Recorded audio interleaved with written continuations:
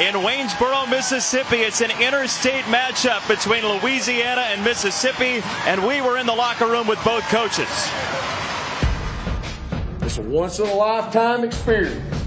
You only get to play high school football one time in your life. Just one time you get to play high school football.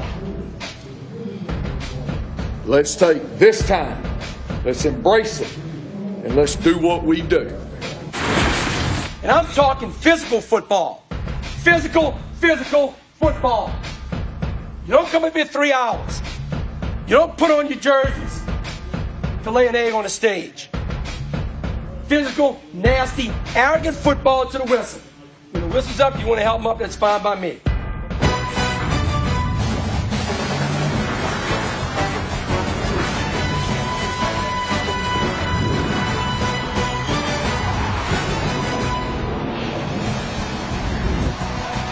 Welcome to the 2015 Geico ESPN High School Showcase. Eastern Mississippi tonight, and they are ready for the kids from Louisiana, Archbishop Rummel, to take on Wayne County's War Eagles. Thanks so much for joining us once again for high school football. Jason Benetti alongside my broadcast partner Craig Hawberg, ESPN's National Recruiting Coordinator. We are locked in on defense tonight. Some very highly rated future SEC prospects. That's right, partner. Several potential defensive difference makers in this game. And when you're talking about that group, you've got to start with the 5-star, Benito Jones. This is a player, when you watch his film, you often hear the word wow thrown about. He is that type of disruptive playmaker. Outstanding first step quickness and snap anticipation.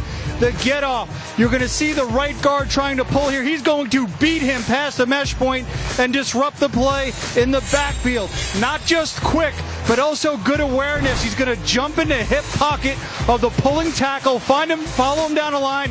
And if you're not sure who has the ball, just take everybody out. And then once again, I cannot stress the potential difference-making first-step quickness that number 95 possesses. He is past the center before he is even out of his stance and blowing plays up right away. You've always got to know where he is. We'll also be watching Christian Fulton, the defensive back, number 35 of the ESPN 300, one of the top 5 cornerbacks in the country, still undecided on where he'll go play on Saturdays. 3 of the top 155 defensive players in the country are here tonight.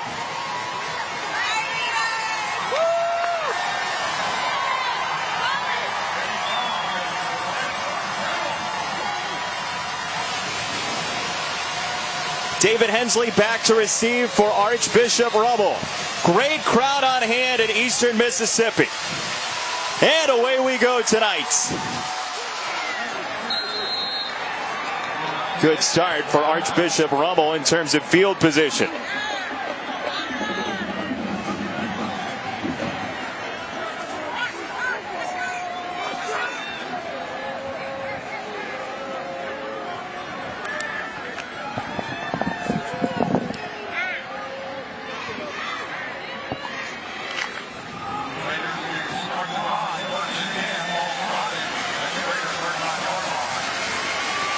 So referee Jackie Hawthorne. Good field position coming for Archbishop Rummel. Absolutely. Never want to start the game off with a special team snafu and giving an offense like Archbishop Rummel good field position. They are a 2-back team. They want to get physical, establish the line of scrimmage, run the football, then use the play action pass off of that. How about a whistle first? An offense that's scored so far 72 points in 2 games this season. I got dead balls outside on the defense. That's a 5-yard penalty. Replay first down.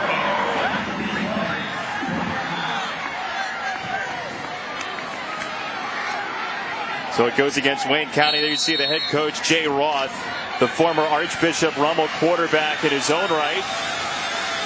Now the head coach of his team from Metairie, Louisiana, about 2.5 hours to the west near New Orleans. First look at the running game, and Israel Tucker with a strong run inside War Eagle field position, and that's the type of offense we'll see today from Rummel, gain of 23. The left guard is going to pull, is going to lead up for Israel Tucker. There's going to be a big seam right here. The guard didn't even have anybody to block till he got to the second level. Then luckily the safety was there to be able to clean it up and take him down. But a big gain for Israel Tucker and his Archbishop Rummel offense. That's what they want to do. They want to be physical, but they can create some holes for some big runs as well. They're going to be dealing all day with 95 in navy blue. Benito Jones on the defensive line. One of the top defensive line prospects in America, committed to Ole Miss. And on the ground, nowhere to go. That's Jamarcus Fisher, the junior, up from the safety spot, and a loss of 1 on the play.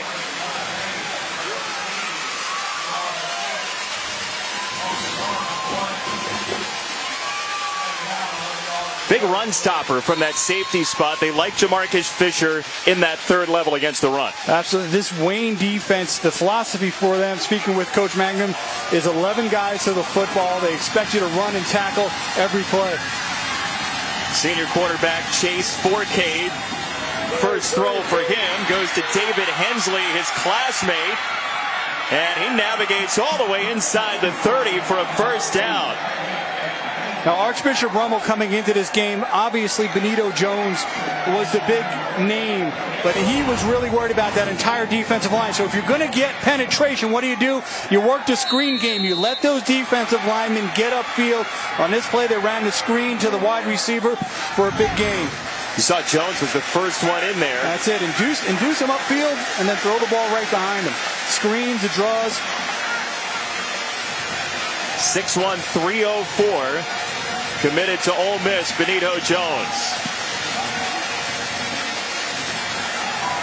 Wildcat to Tucker, and the ball's on the deck. Wayne County's got it. DeAndre Gandy, the tackle leader for Wayne County, as the first turnover. That was an interesting play from the get-go. There was movement. It's before the ball was even snapped, and then you're going to watch the tight end is off before the ball is snapped, and then good pursuit found, and the running back ran into the blocker right behind him and popped loose. The ball popped loose, and a big turnover for the Wayne defense. That was just a weird-looking play from the word go. Turned out in the benefit of Wayne as they get to take over the offensive possession. Reggie Stewart, the senior quarterback. They say, he didn't look like a prototypical quarterback. He's 5'7", but he's athletic and he can wing it. Freddie Jordan, the tailback, has a nice first run, just short of the marker. Christian Fulton was in there. The senior will watch defensive back-wise, number 35 of the ESPN 300. They're one of the top corners in the nation, number 3 corner. Quick throw this time goes to Jonathan McDougal. Another one of the seniors for Wayne County, and the home team has a strong start. They've been waiting for this game all year, and Wayne County has all the momentum. Yeah, coming off the turnover on that play they went. We were just talking about Christian Fulton, one of the top corners in the country. That play is a quick swing pass to the opposite side of the talented corner. I would expect Wayne tonight to not try to test him too much. Reggie Stewart dekes a man and has a couple of yards. Jacob Macaluso with the tackle. Jacoby Jones was in there first, and nice dodge ability by Stewart, the senior. One of the things to remember about Reggie Stewart, remember, doesn't have prototypical size when you're thinking about a quarterback. He's a great athlete, a better athlete than a quarterback. Was a starting wide receiver for Wayne a year ago. They moved him to quarterback this year to utilize him, but they feel good in his ability to make plays with his arm. The line drive to McDougal once again, and another Wayne County first down. Drive continues. Not your prototypical passer, but you're going to see it once again. They feel comfortable with his ability to make plays with his arm, a little bit behind the receiver, but a nice job by McDougal of being able to bring in the pass. And a marker down before this snap.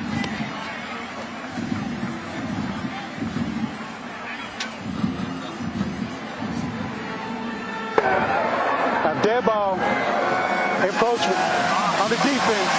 It's a 5-yard penalty. They play first down. Looks a little bit like the Plains here with all the navy blue and orange. Absolutely.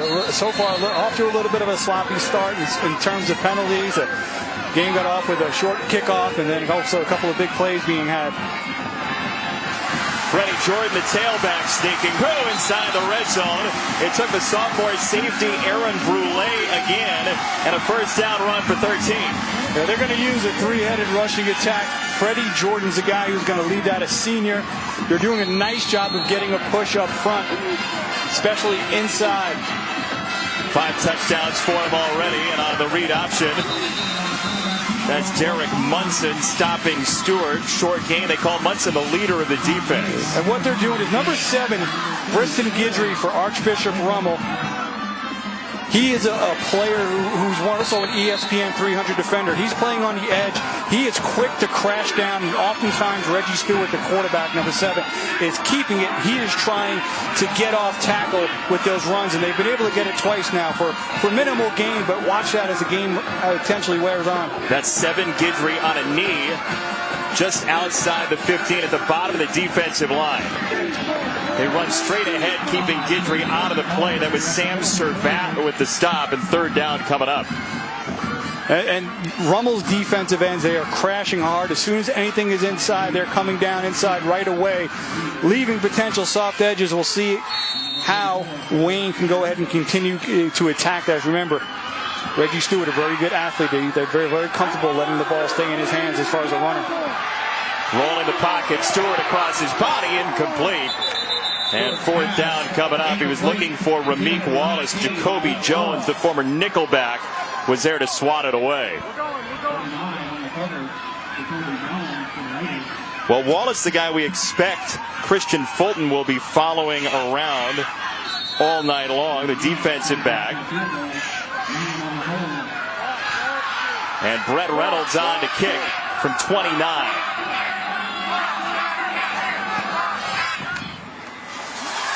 He got it. Wayne County off the game's first turnover. The fumble recovery has taken the lead. Came in at 2-1. They lead Archbishop Rummel 3-0 early on for Mississippi.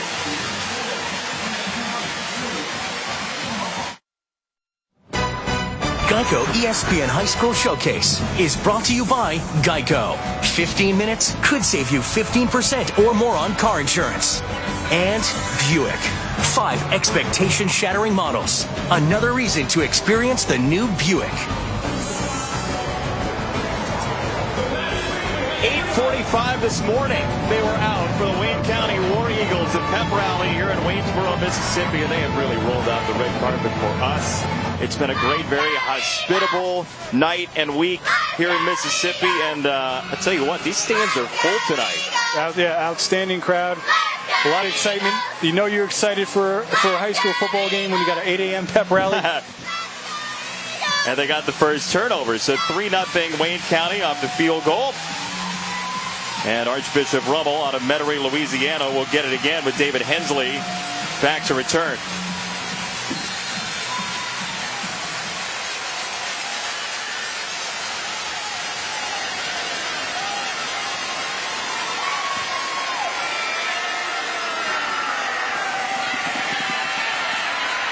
So Fulton on the return, the up man, and Christian Fulton breaks free. He turns the corner all the way across the 40-yard line, and it's Kendrick Fuqua who may have saved the touchdown, 44 yards. Second time now that a kickoff has hurt Wayne on field position. You're going to see the tough running from Fulton, running through the arm tackles, the vision, the speed. This is a tremendous athlete. You saw it there on the return. It's not necessarily good height. He's got to continue to fill out that frame, but he certainly has a physical edge to him. You saw that on the return with his ability just to run through some arm tackles. You're looking for more muscle? You've got to continue to, build out that frame, put on size. He's only about 180. Great frame to develop. Nice height for a corner. No different than a lot of high school corners. Just got to put on that size. Counter play, and Tucker goes down. That's Tyree Evans, who the coaches are very high on. They call him relentless, Craig. Yeah, when you use that type of a word to describe one of your defenders, and I had spoke about it a little bit earlier, Coach Roth for Archbishop Rummel was very aware of who Benito Jones was, but he was quick to tell us that the entire front three for Wayne he felt was very good. He could potentially create problems, and there we saw number 99, Tyree Evans, senior, with a Troy offer, getting in and disrupting the play. It's David Hensley, the senior, in motion, and he goes down behind the line. That's Evans again. What a series. And it's the first step. It is the get off on that play that allows for that. Benito Jones is really the guy who kind of sets the bar for that, but that was great initial quickness from the senior getting off the football. You're going to see him bring his hands and do a nice job of shedding the offensive lineman, and he's in the backfield, able with enough hand strength to bring down the ball carrier. You have a guy like Jones committed to Ole Miss. To have Evans next to him frees him up a little bit. Absolutely. As well. You got that type of focus on number 95, the Ole Miss commit. It helps free up opportunities for those other defenders. They've got to get to the 30. 4K tucks it, and he's out of bounds, well shy of the marker. Rummel wanted a flag as Tyler Hopkins dumped him out of bounds. 4th down after a gain of 10. Could be an option to go for it here. We'll see.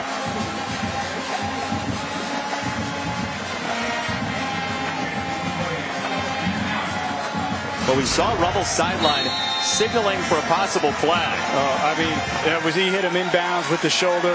Obviously, you can't ever give the sideline too much trouble for trying to get that, but that was a clean hit. Good no call. 4K on 4th down, and movement on the Rummel line.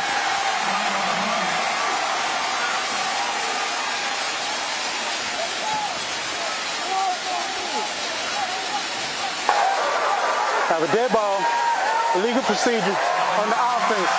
That's a 5-yard penalty. Replay 4th down. Second time now that Rummel has had offsides in this part of the field. Now, obviously, you're still in kind of that no man's land. Their punter is actually their tackle, Larry Major. Excuse me. So former tight end, as there you see Benito Jones being his disruptive self along with Evans on this drive. Major's a former tight end, now a tackle, also the punter, and back he goes.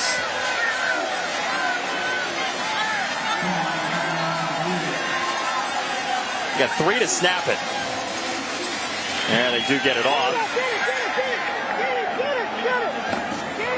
Coverage team is back there, and a beautiful punt by Major. And now I know why the tackle is the punter. There you got off a good one there.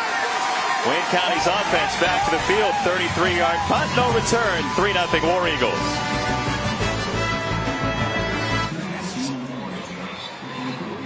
They're the top 10 recruiting classes right now, very SEC heavy, Craig. Absolutely. You see LSU there at the number 2 spot, trailing Ohio State. Still a lot of talent in the state of Louisiana. Alabama's got a big matchup this weekend against Ole Miss. See Alabama, where they have signed 4 straight number 1 classes. They right now are in a drive for 5. But you see there's still quite a couple of spaces back. Georgia, Ole Miss there at number 7. The SEC has kind of set the bar for recruiting. Not unusual to see several teams there amongst the top 10. What's to remember, Jason? Still a long way to go at National Signing Day. A lot can change. All the way up to early February. Freddie Jordan is running like a human car wash in the first quarter. Nice gain again. He got up to Macaluso, the middle linebacker. 5'7", 150 pounds, but this young man does not run like that. He runs behind his pads, playing much bigger than his physical measurables would suggest. There's Briston Guidry, the senior, one of the top 150 players in the country. And he bottled that thing up. You can run really hard, but if you run into a brick wall, usually the same result. Briston Guidry, Arkansas verbal commit. This is a young man who, on tape, I really love his motor. And if you have any questions about him or anybody else looking at the SEC all night long, at ESPN RNFball, hashtag AskRN. Derek Tyson, our SEC recruiting expert, will be answering your questions all night long. He had a great story earlier this week about, you're talking about Alabama now. There are some SEC programs climbing and challenging the Crimson Tide in terms of class rank. You can ask Derek Tyson about that all night long. Hashtag AskRN at ESPN RNFball. Even while we're in break, you can talk to Derek. 3-0. Saturday, 9 a.m. on ESPN, and watch ESPN Heads on Sticks. From Tuscaloosa, College Game Day, built by the Home Depot, Herbie, Dez, Reese, Coach Corso, and lots of props. 3 hours of the best college football analysis you're going to find, and that is going to be a raucous crowd in Tuscaloosa. Ole Miss has never beaten Bama twice in a row. Let's see if the gentleman from Tuscaloosa allows that to happen. He's been murder on the recruiting trail. Yeah, I mean, Alabama, as I mentioned, 4 straight #1 classes. Many argue that this may be his best defense, particularly his best front 7 group of talent since he has been in Tuscaloosa. All that talent. They've really done a great job, particularly of not just getting great players, but more often than not getting the most out of those players when they get them on campus and getting them to play like 4 and 5 stars. Zabrian Jackson is in at quarterback, and he takes it himself to the 18. Very close. Jackson in for Reggie Stewart. One of those special formations, a defensive back. Jackson got 3, needed 4, 4th and 1. Now we'll see. The kickoffs have not been very smooth for Wayne. Special teams a huge part of the game. Here in the punting situation, Will Mangan, the son of head coach, is their punter. A head coach who said, no, we play it pretty straight. Yep. As he puts in a defensive back, a quarterback on 3rd down and 4, so you never know. Andre Deneau back at the 45. Fair caught it. And we have a marker down as well after a 36-yard boot.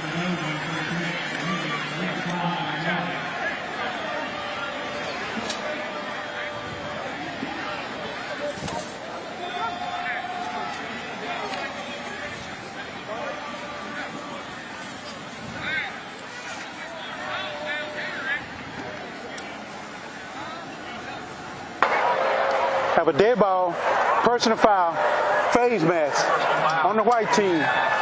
We've assessed on the end of the run. So that's 15 yards after the fair catch, and so Rummel pushed all the way back. We talked about Nick Saban and that Alabama recruiting class. What are the highlights right now for Bama? Well, once again, they're really targeting that offensive line. Jonah Williams, actually from the South, but now playing out of Folsom High School out in California. Chris Owens, you see the offensive lineman. Deontay Brown, who is a monster, an in-state pickup, moves extremely well for how big he is. And Kendall Jones out of the state of Texas. He's another guy with outstanding size. What is Alabama focusing on? Once again, trying to bring in some more talent in those trenches, knowing you win games up front. Movement at the line early. Benito Jones got a big jump. Was it too big? Have a dead ball, outside, on the defense. That's a 5-yard penalty. Replay, 1st down. Yeah, we saw him earlier. He doesn't need a jump start here. No, you know, one of his things on film is snap anticipation. You've got to be able to, as they like to say, hold your water. Know when the ball is snapped, especially when you're lined up right over it. Motor's running. He's got a quick first step, but you got to be able to stay outside. You got to watch the football. You mentioned he's got the ability. He's got the first step quickness. Just watch the football. The center, Joseph Holstein, please give me a fair shake, too. Tucker with a nice run, maybe his best of the night so far. 1st down is Denzel Bonner, the senior, one of the leaders on defense, and also a member of the show choir, made the stop. It was a good job, good running by Tucker, who missed his junior season with an ACL injury, but initially, as you mentioned, Wayne got up, they got good penetration, the linebacker got downhill, but he kept his legs churning, was able to find a little seam for some positive yardage. We'll see throughout the game how Jones, who's going to play in the heat at Ole Miss, deals with a running team like Archbishop Rummel, maybe trying to wear him down all night long. Forcade off play action, dodges Evans, got by another, and throws it away. Marker down.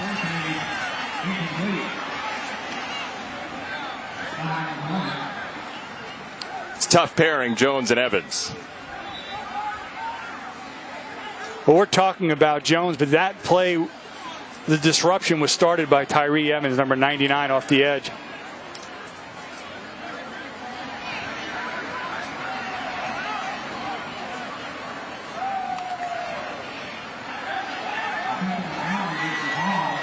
Very preliminary signals grounding.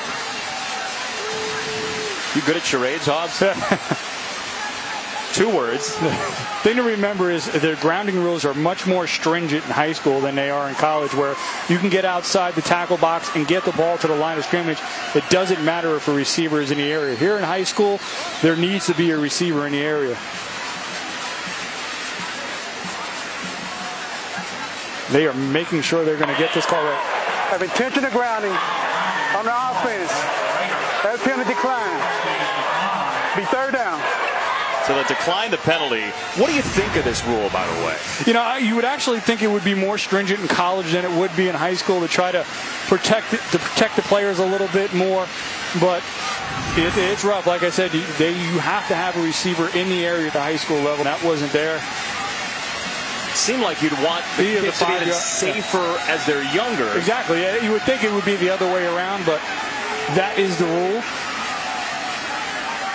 So even if at home you're watching and saying, oh, he got outside the tackle box, does not matter. It's not material in a high school football game.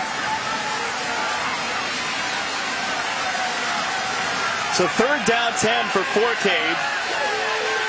The nephew of the former NFL quarterback, John Forcade. Screen, and oh my goodness, was DeAndre Gandy seemingly in the huddle. 4th down. Well, the coaches said that he is good getting downhill. He read that screen perfectly.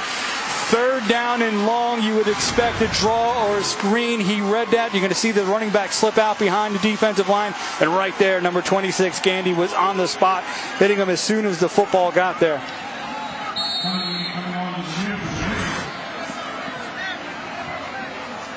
So here's the tackle turned punter, Larry Major. And Freddie Jordan, the running back, if you get a chance.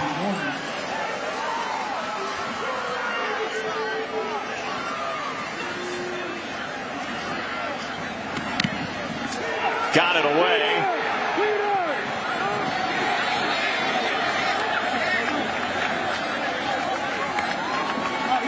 42-yard punt for Major. And here comes the Wayne County offense.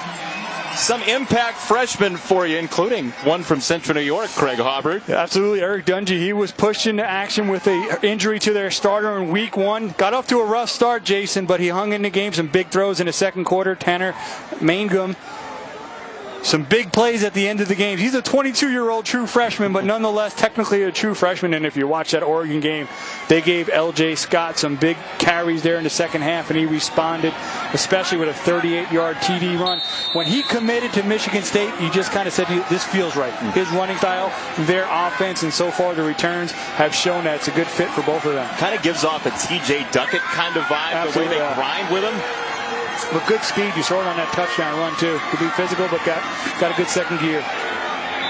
Jordan into the line, nothing there. And 2nd down coming up. Kristen Guidry was in on that play, number 145 of the ESPN 300. Arkansas commit back in April. Yeah, you know, this is a young man where first time I watched on film, I was like, this guy is kind of a lunch pail type player. Good physical ability, but he really plays hard. Stewart tucks it. And he's out of bounds right near the marker at the 29.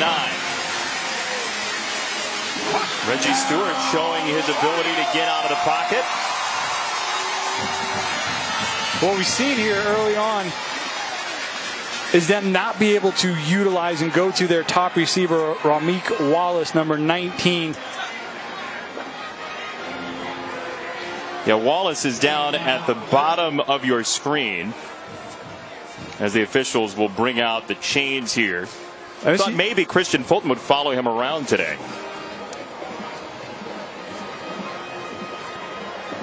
This is a player already on the season with 22 catches for over 400 yards, 6 touchdowns. He's been a playmaker for them. A little bit short of the first down, so the initial signal was first down. As Wallace, the senior, who's been a big breakout guy, they didn't expect necessarily he'd be the heavy burden load guy on the outside, but he has been. Yeah, they say they're really happy with the way he's matured as a player, and thus far this year he has been a big time target for them. But early on in this game, they have done a nice job of being able to kind of stop it. We see him right down there, and he's matched up against the other corner, Andre Deneau. As Stewart has the first down. He went low. And let's see, did he lose the ball? Looked like Archbishop Rummel was signaling the other way, but he's across the 29, and we'll check the spot. First down.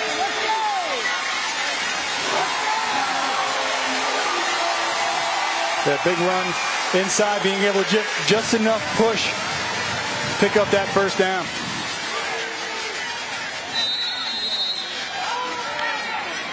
Talked about Guidry, who's played on the outside. He's on the inside here as he tracks down Stewart at the 34. The Arkansas commit, Riston Guidry. Hawks need a little help after that loss to the old Rockets last week. Yeah, but you know what? This is a program that a lot of people were talking about as a potential sleeper. Obviously, the loss to Toledo will quell that. But you see what they're doing on the recruiting trail. McTelvin, Agim, one of the other 5-star defensive linemen in this class, and in Guidry. Freddie Jordan, who's shown some speed on the inside, some toughness. Third down and 2 coming up. You're talking about Agim. We'll talk about him later on. He's headed to the Under Armour All-America game. Yeah, well, one of the top prospects in the country. And he is a guy that, after the loss to Toledo, got on the phone with all the Arkansas commits and said, hey, stick with us. The good times ahead. And he's really kind of taking a leadership role with that class. Sam Servat trying to drive Jordan back. And it depends on the spot. We talked about it last week. You lose a game like that, some commits say they can use us. Exactly. You could spin that a lot of ways, and like we talked about a week ago. Fourth down now. Bringing out the punter Manga, but you say, hey, we don't oftentimes give these kids enough credit a lot of times. And they're able to look past one game. But as I mentioned, Agim was a guy who wanted to kind of get out in front of that. He was a recent Arkansas commit.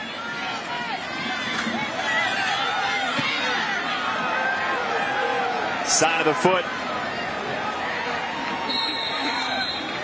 Good field position coming for Archbishop Rummel.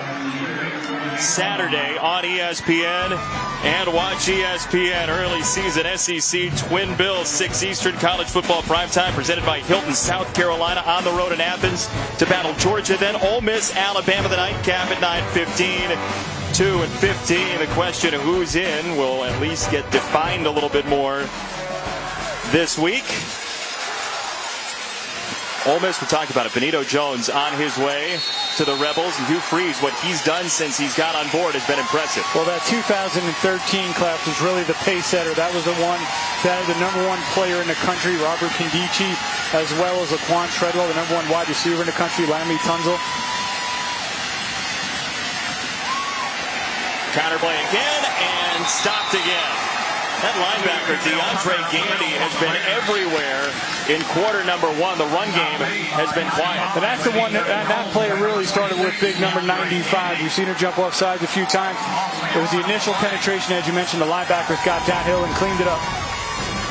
Defenses have owned the day so far in War Eagle country in eastern Mississippi. Turnover led to a field goal. Christian Fulton and Archbishop Rummel down a track.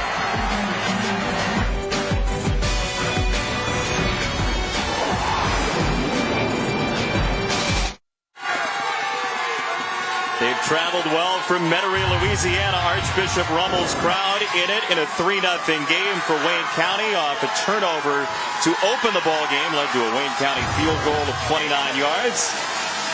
With Craig Harbert, Jason Benetti, our entire crew from eastern Mississippi, with our eyes on some future FBS defensive players, including number 95 in navy blue on the defensive line for Wayne County, Benito Jones, who's committed to Ole Miss. 2nd and 11 for Archbishop Rummel. Movement at the line. You're a little jumpy when you've got such talent on the defensive line across from you. There's Mr. Jones, number 11. Have a dead ball. Illegal procedure on the offense. That's a 5-yard penalty. Replay, 2nd down. Number 11 in the ESPN 300, causing some trouble for Larry Robinson, the left tackle for Jay Roth's Rummel team. The 20-year head coach. And it's just not, but we've also seen early on Tyree Evans, number 99 as well. And when you're lining up against defensive linemen that can get off the football that quickly, it gets you thinking as an offensive lineman, I got to get moving that much quicker myself to be able to get into position. And sometimes you get moving a little bit earlier. A lot of motion pre-snap. They all set. Forcade, hit and drop. Benito Jones. No, he kept his feet. And now Jones has to track him down. Forcade kept the play alive. Great effort, but it's the pressure off the edges on both sides from Evans, and then obviously the 5-star Jones. You're going to see him push upfield as the quarterback tries to come up in the pocket. He loses his hands, can't make the tackle in Forcade. You see him get down real low. Knees didn't go down, elbows didn't go down. He was able to keep moving and fight to at least put him in a third and more manageable situation. How'd you like to see Jones finish that play? You got to wrap up and just bring him down, but that was really also good fight there from the quarterback Forcade to stay alive. Forcade is dropped that time. Tyler Hopkins, the linebacker, has been hampered by a knee injury. Back healthy now. Didn't just bring pressure up front, also brought the linebackers on this play. You're going to see it right there off the edge. Didn't even block him, and this time they're able, doesn't even need to wrap him up. It's able to just get a hand on him. He was on top of Forcade early before he even had a chance to get set. Great pressure there from the front seven on that series by Wayne. What does a lineman like Jones do for your linebackers? Well, even the coaches told us that all the linebackers feed off of that defensive line because of their motor and their initial get-off.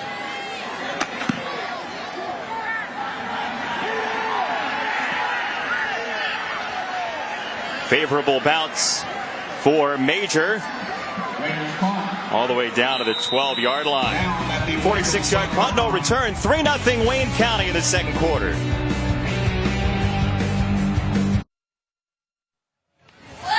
back to Mississippi for ESPN2 high school football.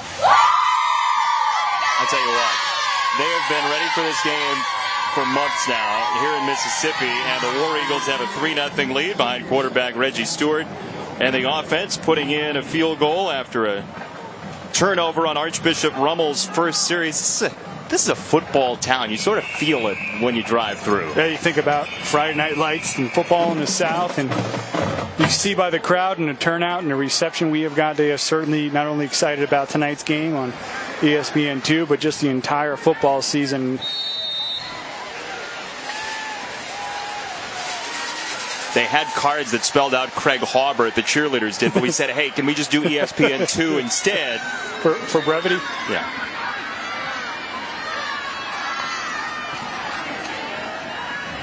First down on the ground for Freddie Jordan.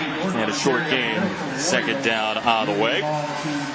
Talked about Benito Jones earlier and this Ole Miss recruiting class that's on the way in for a team that's on the rise. And we'll talk all night long about Ole Miss and what they've done leading up to that game against Alabama. And Stewart gets stood up. Robert Hudgens, the senior, is also on the wrestling team, sacks him. And the pressure started with number 9, Derek Munson, the junior, who the coaches said he was the leader of their D. That initial pressure there allowed for Hudgens to be able to clean up with the sack.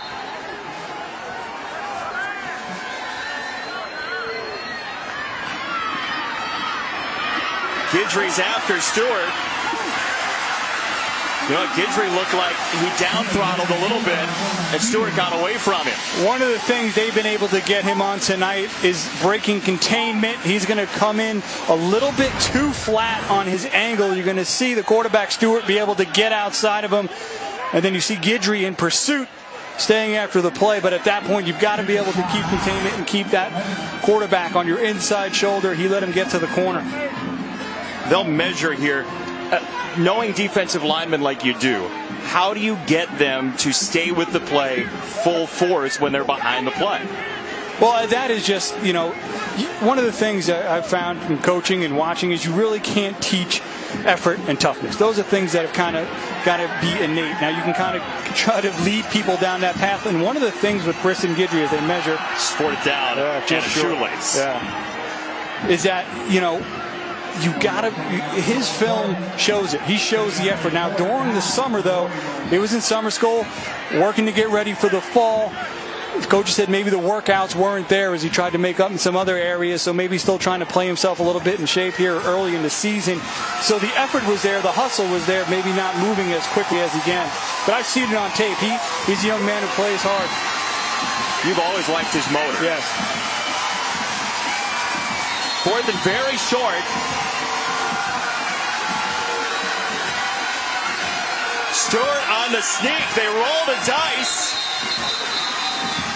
And the far side official looks like his spot's going to be a first down. We'll see. It is first down. A nice push right up the middle here. Reestablish the line of scrimmage just enough to be able to pick up the first down. Nice shot from the sideline. You see that they just pushed Rummel off the ball. And you know what? If you want to consider yourself a championship team, sometimes you got that short, you got to go for it on fourth down. It's Chris Cooley off the shovel pass, his first touch of the night, and Derek Munson upended him. Second down coming up.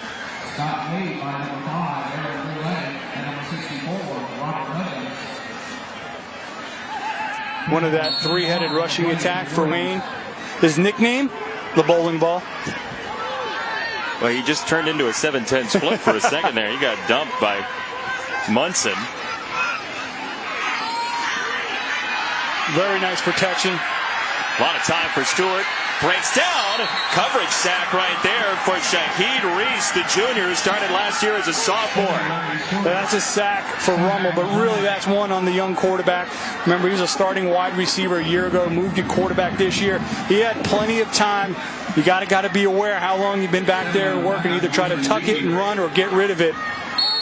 You know, they say count one Mississippi, two Mississippi. He's got home field advantage. So you just count one home, two home. Third and 13.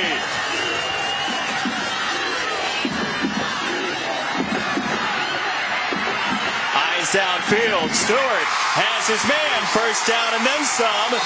Inside Archbishop Rummel territory. There's Ramik Wallace. His 23rd catch of the year. Goes for 34. And you see the fight in Stewart wanting to try to keep the play alive. He does it again here on this play. Keeps his eyes downfield. And he finds his big play guy. We've been talking about Ramik Wallace a little bit earlier. Not being able to get the football to him there. They're able to move the chains. Nice job there by Stewart of knowing, just keeping the play alive, but also keeping his eyes downfield.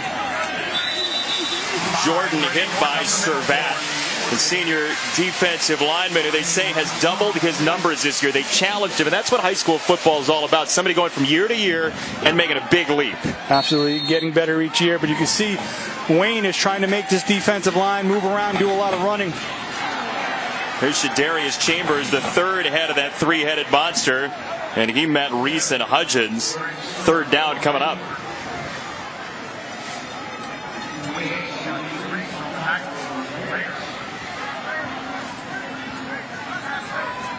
Well, this Rummel defense so far this year has allowed just 10 points in 2 games and about a half here tonight.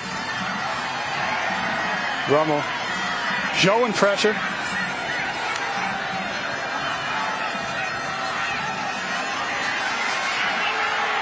Here comes Hudgens, incomplete on 3rd and 8. Now, the initial pressure was not that great, but by showing it, they got Reggie Stewart thinking about it, and he moved out of the pocket way earlier than he needed to. Started retreating back, and had he hung in there a little bit longer, may have been able to find his path. But just even the threat there got him thinking, and uneasy, led to an incompletion.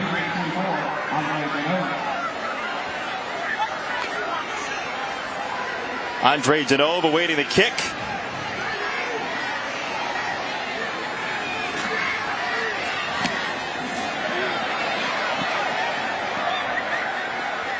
I've seen quite a roller coaster ride of special team kicks tonight. Some good, not some good. You must be this tall to ride this game. 6:10 to go. First half, 3-0 Wayne County.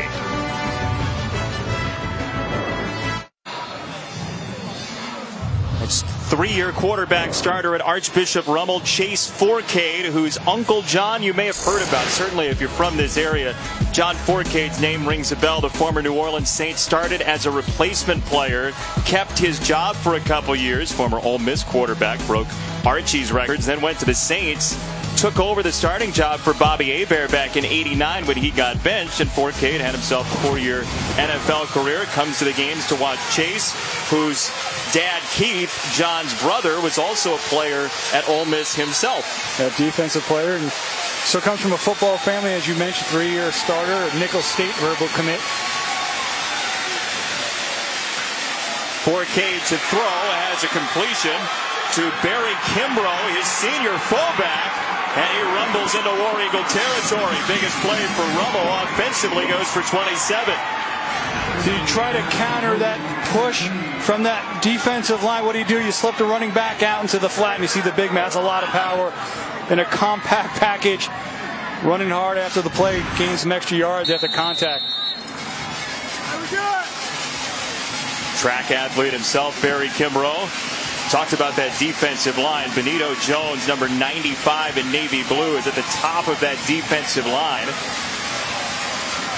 The Ole Miss verbal commit.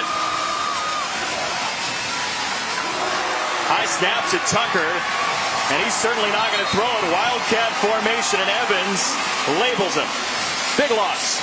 Slipped the running back in there in a Wildcat formation, and the play was never able to get started. And now one of the things to remember too is Chase Forcade is 6 foot, Israel Tucker is 5'9", so you got about a 3-inch difference there from the center snapping. That one was a little bit high over Israel Tucker's head. Set up now a 2nd and long.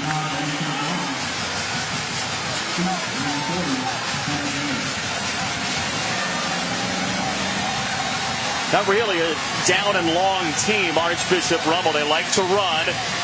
Forcade gets around Evans, incomplete. Tyree Evans blew it up. A senior, obviously one of the things is Benito Jones. He draws a lot of attention, but on the other side, number 99, Tyree Evans, a senior coach, says is a Troy offer. He has been creating a lot of problems. He did a nice job there of staying home. Action went away. He didn't just run and chase. You saw him square up there, forced the bad pass, and an incomplete. So really just good discipline, too, there by the senior DN. Evans the type of guy that might see some bigger offers. You could look at that frame. A quick first step, a nice frame to go ahead and develop. Absolutely. 7 to snap it for Forcade. Down the seam, too much. He wanted Hensley, who had his man, instead 4th down. 2 defenders there, but you're right. He had a step on him. Just could not deliver the pass. It was better protection that time up front on the offensive line. But as you mentioned, really not the situation for Rummel to be in. They want to try to stay ahead of the chains with their 2-back rushing attack. Okay, let's see what type of kick we are going to get here.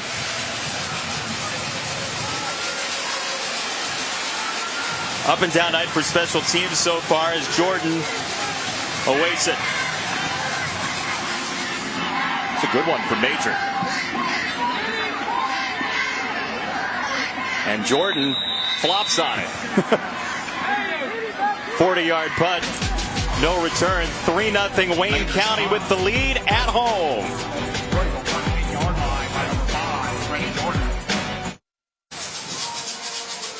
We asked Wayne County head coach Todd Mangum where to get a good meal in Waynesboro. He said, you got to get a Cooley burger. That's a double hamburger, triple hamburger, bacon hamburger, and that's the guy who makes them. These burgers are, let's say, epic. Yes, we're giving you, halftime's coming up, we're giving you some snacking ideas. Obviously, Cooley's only 7-2. You always know a place is good when they close in the middle of the day. They force you to get there early and get the food. Really a lot of buzz. I mean, when we asked Coach, where should we go, it was pretty emphatic. Cooley's is the place to go. Been there 100 years. You can get a fried egg on your burger, too. So if Craig leaves in the 3rd quarter. First down run for Freddie Jordan. And the defensive lines have really owned this game along with the linebackers. Derek Munson there for Rummel. I'm impressed you think I would hang around till the 3rd quarter before heading out to get a burger. Usually you hear burger, and it's just jetting. God. right then. Got quickness like Benito Jones. Somebody's got to hold up the agility in this booth. 2nd and 9 for Wayne County.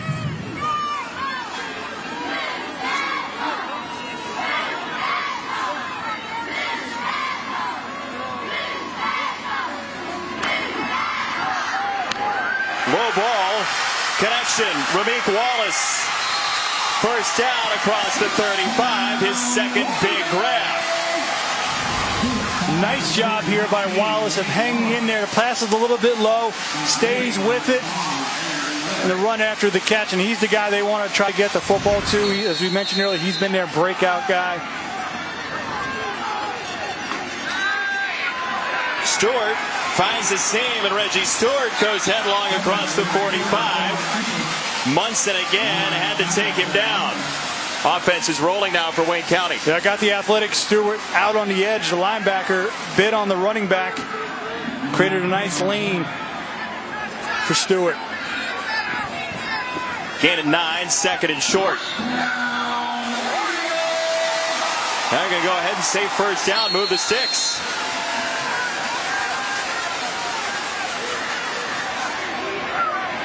Not a whole lot there as Briston Guidry was in on the stop of Jordan. Don't forget, all night long you can ask questions of Derek Tyson, SEC recruiting analyst at ESPN RNFBall and hashtag AskRN. Derek has been kind enough to answer my pregame question.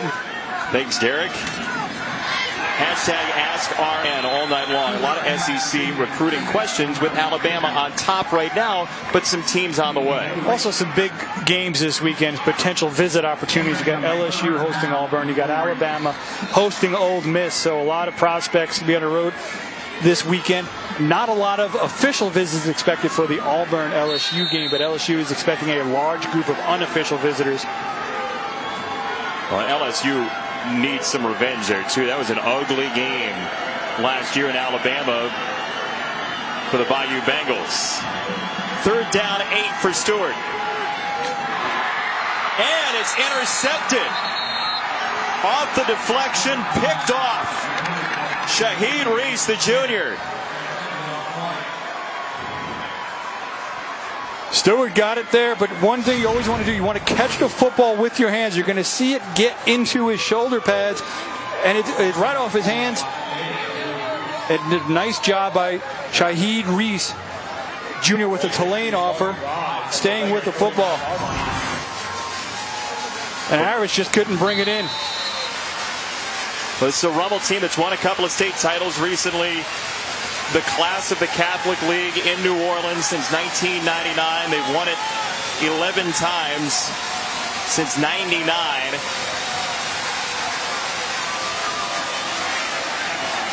Tucker, the Wildcat, gets a couple of yards. Jamarcus Fisher, the junior safety, knocked him down under 3 to go first half. That was a big turnover, though, for Rummel. You kind of felt a little bit of the momentum starting to shift Wayne's way.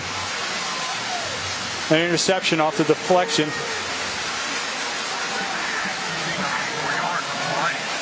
There you see Quindarius Bivens along with Evans and Jones. Benito Jones, the Ole Miss commit, on that defensive line, at the top of the defensive line on your screen. One to snap it. Timeout before the delay of game for Jay Roth on that Archbishop Rummel sideline. Saturday, 8 Eastern on ABC and watch ESPN. Couple of Pac-12 rivals, open conference play. Kevin Hogan and Stanford out of Gonzaga in the D.C. area against Bakersfield's own Cody Kessler. 8 Eastern, ABC and watch ESPN. And a couple of impact freshmen to watch. Ronald Jones may get some very early carries for USC. Oh, when he signed with USC, we had said, you were there at the Under Armour All-American game with myself and Tom Luganville, that the Trojans didn't have a potential game breaker like him. When he sticks his foot in the ground and gets upfield, he's got a second gear. And then Bryce Love didn't get very many touches last week, but when he did, he made the most of them, including catching a screen pass for a 90-yard touchdown where you saw his ability to read his blocks, make one defender miss, and then showed the speed to take it to the house. Two real two players who could bring some playmaking elements to each of their respective offenses. And one of the best three-way players you'll see in a long time, Adoree Jackson for USC. Israel Tucker swallowed up. Tyree Evans once again exploded through third down. He is getting off the football and making plays in the backfield. It's become very disruptive and difficult for this Rummel offense to handle. And, you know, I think part of that, too, is oftentimes we're seeing them devote at least two blockers to Benito Jones. And when you have one player drawing attention, that means the other guys have got to take advantage of those one-on-one matchups. And Evans is getting off the football. Screen pass. Todd Weller. And he's very close to the marker, but short. They run the screen. You're getting pressure upfield. Try to entice him and throw behind him. Jones is going to see it just a little slow to kind of get that big man body moving in the other direction. But he did, because of the hustle and being able to kind of see that quickly enough to get back in on the play. Sets up a fourth down situation here. So what's your evaluation of that play on Jones? Great. He's working hard. It's late sometimes to get a big man. It's hard to quickly change directions. He saw it. He stayed after it. And like I said, at least he was able to get enough of it to set up a fourth down here for Rummel. Well, he's been on the defensive line all night long with Tyree Evans, the senior. And you mentioned Jones has freed him up this evening. Yeah, you know, they were very aware of who number 95 was coming into the game. And one guy is drawing a lot of attention. The other 10 guys have got to take advantage of that. Number 99, the senior, Tyree Evans, has been one of those players to take advantage of the situation to get some one-on-one matchups. The coaches use the word relentless to describe him. Thus far, they've been on point. Had a high ankle sprain a couple of weeks ago. They had a bye week. Wayne County did last week, so he's gotten healthier. I'm going to go ahead and give him a 100% clean bill of health from what I've seen here. You're feeling good about it? He looks like he is ready to go and healthy. Because if he's not, if he's only at 80% right now, I'd hate to see what he looks like at 100%. So that's what's in that suit bag. It's a white lab coat. Is that right? He's been very impressive. Coach has had a Troy offer so far. If you look at that frame, and I'm sure if he continues to play like this his senior year, could certainly see some more interest. Listed at 6'2", 194 pounds. At the next level, likely transition to more of a hybrid D-end outside linebacker. Chancey call right here, 4th and 1 with 1:09 to go in the first half.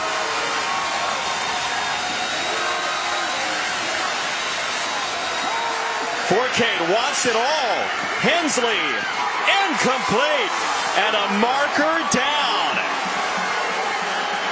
Lampley was right there with Hensley.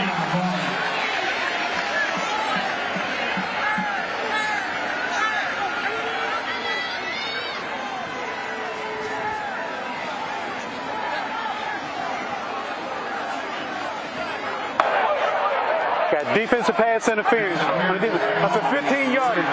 First down. Well, Rummel known for running it. You figure 4th and short, they're going to try to pound it up inside. They go with the play action. Lampley is there, and you're going to see the right hand on the shoulder of the wide receiver, and that's what draws the flag. You can see a little bit early, he's kind of turning. And, you know, an initial look, thought maybe a little touchy-feely, but as you watch that there, Lampley was getting a little bit too much physical with the right hand. Then he came across with the left, too. But it all started there with that right hand, tough to initially see during the play, but a good call there by the referees. So first down, Rummel. Forcade stepped up in the pocket and has Brett Eschat, a speed burner, inside the 15.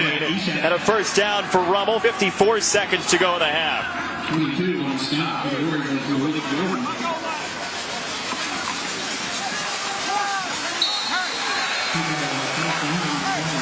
One timeout for Rummel. Boy, a lot of clock moving. Yep.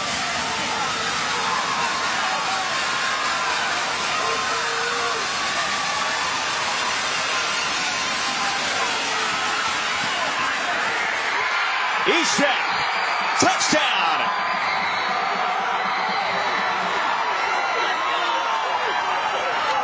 Okay, fouls complete to number 4, Brett Eschat, for the Raiders touchdown.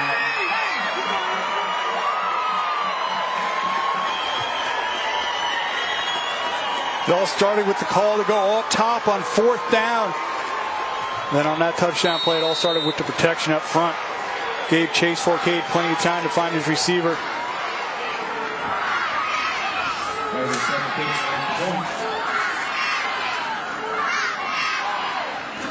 Alexander Bollinger has the extra point. 7-3 Rummel.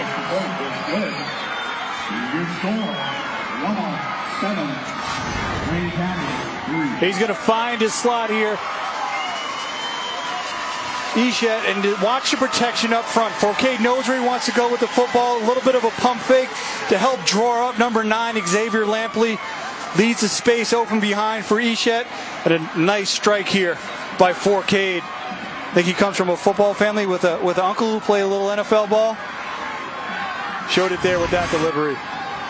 That was a little more NFL than it was USFL. They could really chuck it down the sideline when they were playing there. But 5 plays, 51 yards, and 231, and a pretty solid drive for Rummel's final foray, likely in the first half. They say Eshet's the fastest player on the team. We didn't see it in play there. He just created the separation, but he's absolutely a speedster on the outside. Yeah, they've got some weapons. This is an offense, as we mentioned, want to establish the run, and that's what really kind of helped get that touchdown play in action, was being able to sell that physical run game on a 4th and short, where they decided to go to the air and kept the football in the air and led to 7 the rest of the drive.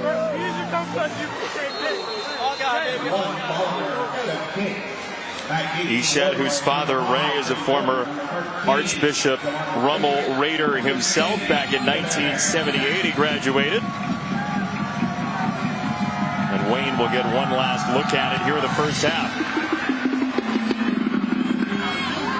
With good field position. This is a Wayne offense. Got 2 timeouts. They could move quickly. Time is against them, but this is certainly an offense that can make some quick strikes.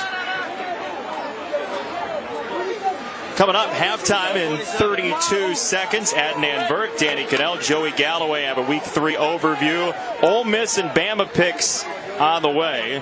And first half highlights and stats, too. We'll see who Danny and Joey like in that big game in the SEC. And this could be a re-kick for Archbishop Rummel. Wayne County wants to try to return this. Exactly. You got limited time. Expect a shorter kick. Maybe you get a big play in a return game. And obviously, it's a hot night.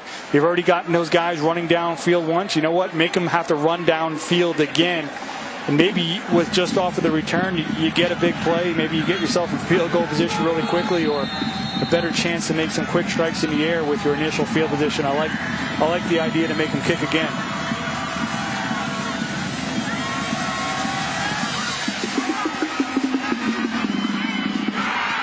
Through the end zone this time, you lose some yardage. Well, the kicker delivered on that one. It's good in theory.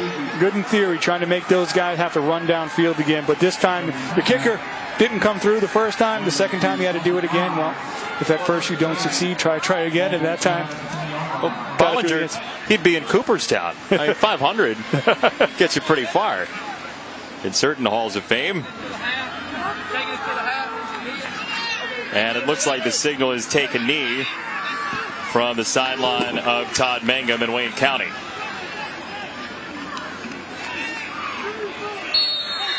Field position obviously playing a role in that.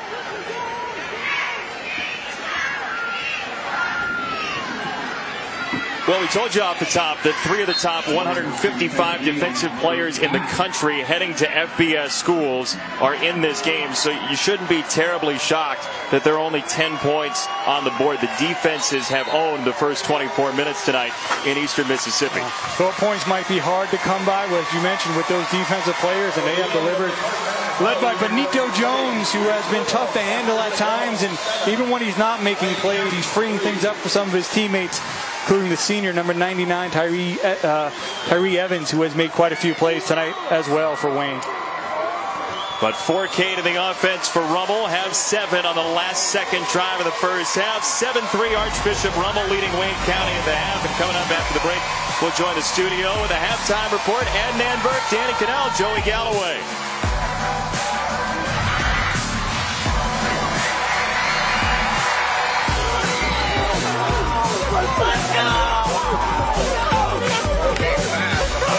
Radar fairly quickly. Absolutely. It really all started in 2013 when U3s really put together that top 5 class and have been able to keep momentum going. Second half underway. Wayne County gets it first.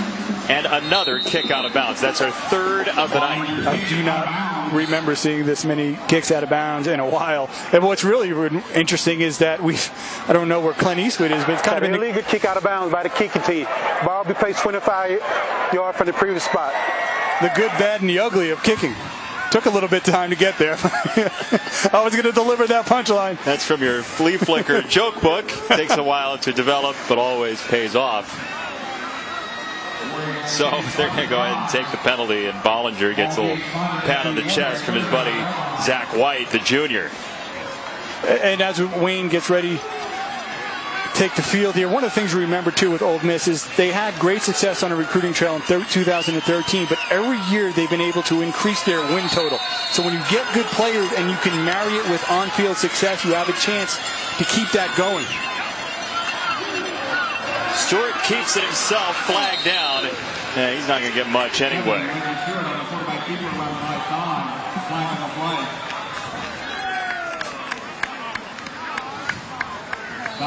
Ample yellow markers so far tonight in eastern Mississippi. Holding on the offense. That's a 10-yard penalty. Replay, first down. One of the things that I really like about Christian Fulton as a prospect is he's not afraid to come up and support the run. And there you're going to see a little bit of a hole there by number 8 for Wayne, Will Magnum. That's what drew the flag. You want corners who are not only athletic and can cover, but are not afraid to come up and support the run. That is something Will Fulton will do. He's a very physical player as well. Fulton, one of the top players in the country. There's Briston Guidry, the Arkansas commit, the senior defensive lineman. He and Fulton together, a 1-2 punch. They're the number 3 rated corner in the country. We spoke about this a little early, that great frame to develop, but excellent height and length for a corner. Is also very instinctive and savvy as well. A great feel for the game. Intercepted, picked off by Derek Munson. And Ramik Wallace tracks him down from behind, but Munson inside the red zone for Rummel. Intercepted by number 9, Derek Munson. Stewart was looking to get this play over the middle. We had talked about Fulton going the opposite side. His receiver, number 6, Jonathan McDougal, falls down. First and goal, ball being spotted. Well, you mentioned Fulton. He's been the interception magnet, had 11 in 6 games last year to close this season. This time it's the linebacker Munson setting up first and goal. Maurice Bailey, their north-south runner, is in. And he is bottled up by big Benito Jones, the Ole Miss commit. It all starts with number 30, Tyler Hopkins. He's going to go ahead and he's going to set the edge. Great job then. Benito Jones, you see him working down the line. Hopkins forces the running back inside to the pursuing Jones. Nice job by the edge defender, and then the hustle by the 5-star to clean it up. Jones, both pretty strong pass rush and run support. Absolutely. He's got to learn to be more consistent with bringing his hands and separating, but he's extremely powerful. It's the first step quickness that sets him apart, but he could be a well-rounded player as well. Jones in the middle of the line and some movement there. He was the one in the backfield greeting Chase Forcade. Got a dead ball, offsides on the defense. That's a 5-yard penalty. Replay, second down. 5-yard penalty. Replay, second down. Ball now. Well, Jay Roth, the 21st year head coach at Archbishop Rummel, will certainly take the yardage. The former Rummel quarterback himself, with a 2-0 team on the road, playing a tough schedule.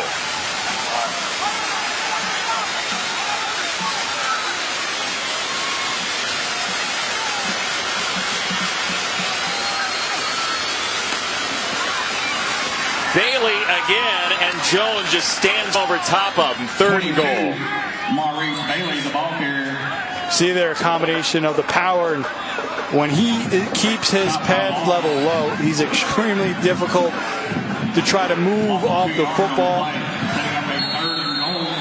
You go to recruitingnation.com and you click on Benito Jones's player page. There you see some of the vitals, the height and the weight and the rankings, but you can read a complete scouting report that goes through the measurables, how he is against the run, the pass, the overall effort. Very detailed. You write them all up on the lineman. Lot to sift through there if you're an Ole Miss fan or an FBS football fan. 3rd and goal for Cade. Is drilled. Tyler Hopkins took him down and created a big loss. Larry Robinson, the left tackle, flopped on top of it.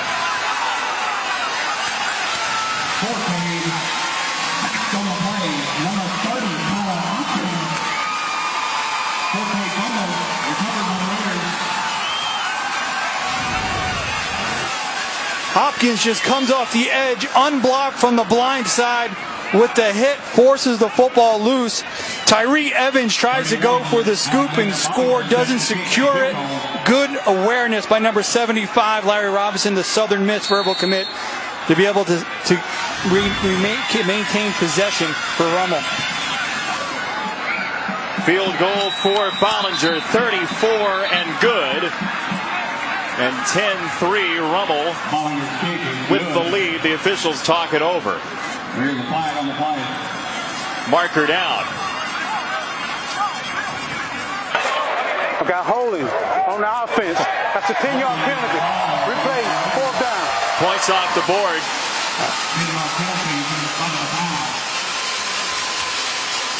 Holding on the field goal, correct? This has been a game that has been an odd mixture of some really good play, some big plays, mixed in with a lot of just mental errors as well.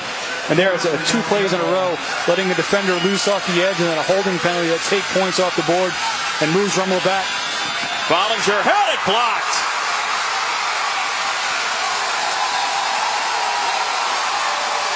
Derek Munson, who had the interception, has to dive on the ball. Boy, Tyree Evans in that line right now is unstoppable. They've got 11 tackles for loss and a blocked field goal. And this is why mental errors kill you as a coach. You take points off the board. This time, Wayne is able to get a blocked field goal and stop Rummel from putting more points back on the board. Jones got a hand on it, 7-3.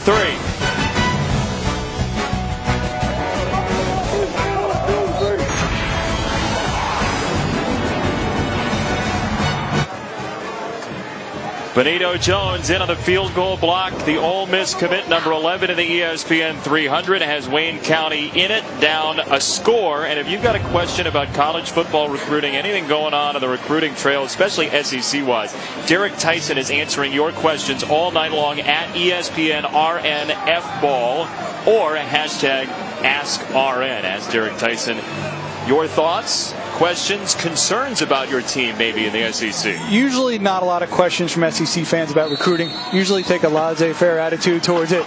But a great chance tonight to ask some questions. Yeah, definitely a hands-off fan base. Freddie Jordan across the 45. And very close to the marker on a first down carry. It took Fulton to knock him down. Yeah, with Ole Miss, Alabama coming up, you know some folks are looking to tomorrow, but also the future at the same time. LSU, Auburn as well. Jordan again, a little sidestep, and Jacob Macaluso, the linebacker, after a gain of about 2 for Jordan. And I do want to say, well, Rummel defense is on the field. We talked early on about how talented, number 1, Christian Fulton is, and we haven't said his name a lot tonight, much like we have Benito Jones there. But usually for a corner, if you're not talking about him, usually speaks to how well he's playing. Guidry nearly got held, was creating the pressure. The Arkansas commit, Briston Guidry, in on that play, and Fulton has been that shutdown corner they like. Number 35 in the ESPN 300. And Rummel is really, you see they're making that motion they're looking for the intentional grounding, and there goes the flag. Fulton's still got a lot of names on that board, by the way, potential suitors.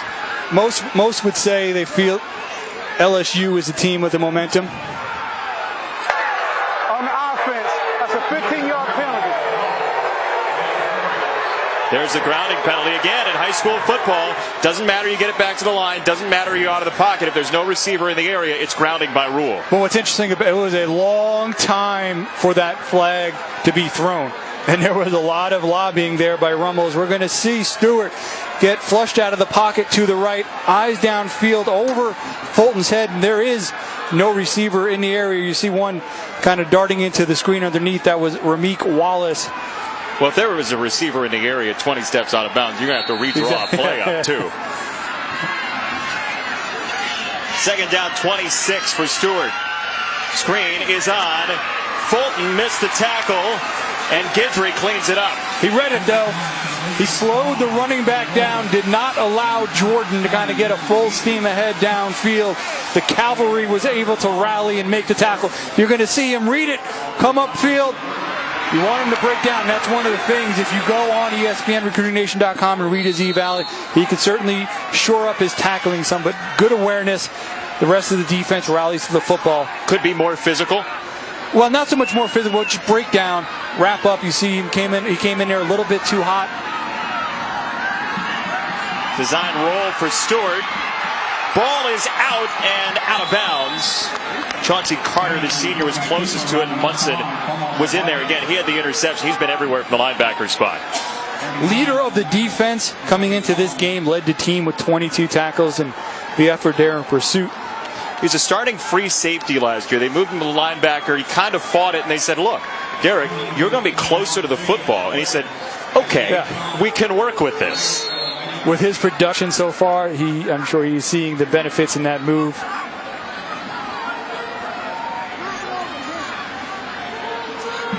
Coach's son, Mangum, to kick it away. And he just got it off, partially blocked. And down at the 47, Fulton blew it up.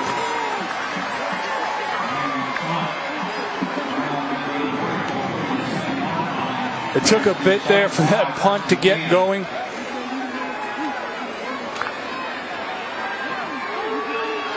And Rummel was able to get in there. It's going to take a while for this to develop, for him to go ahead and take his steps. And it looked like the ball went past Fulton, but his leg kicked Fulton, which led to the low trajectory. And great field position for Rummel inside War Eagle territory.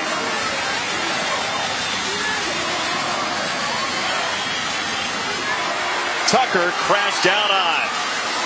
Benito Jones was in there. Second down coming up. Number 11 in the ESPN 300, Jones. So multiple players there with a good get off. And you're a running football team. Get in there, you get that defensive penetration. Makes it difficult for the plays to get developed.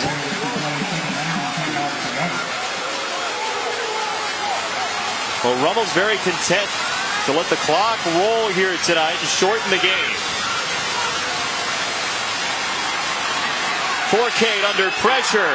Has a man over the middle. Jamar Chase, the sophomore, with his first grab tonight for a 22-yard gain and a first down. That was a great job by Forcade, sticking in there at the top of your screen. You're going to see Benito Jones with a great bull rush, but Forcade looks past the pressure, stands in the pocket, and delivers a nice strike.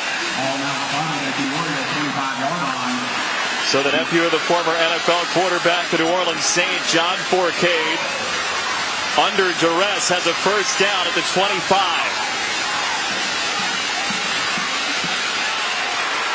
Oh, he felt the pressure coming that time and still got it away for Eshet. And Eshet scores his second touchdown. Forcade pass complete to number 4.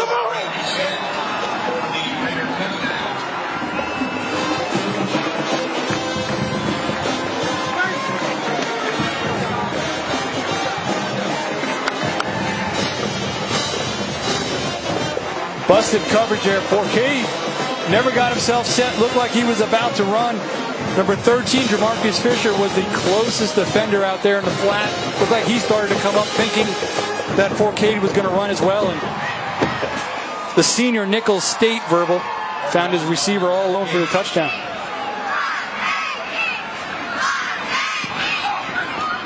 Bollinger's extra point is good.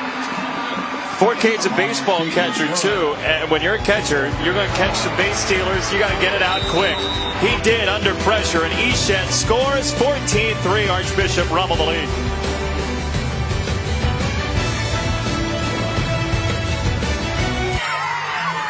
Back to the Geico ESPN High School Showcase and a 14-3 lead for Archbishop Rummel. And a raucous group of cheerleaders from Metairie, Louisiana, about 2.5 hours down the road apiece. In Louisiana, they don't stop, do they? My gosh. Well, Rummel's certainly giving them something to cheer about now.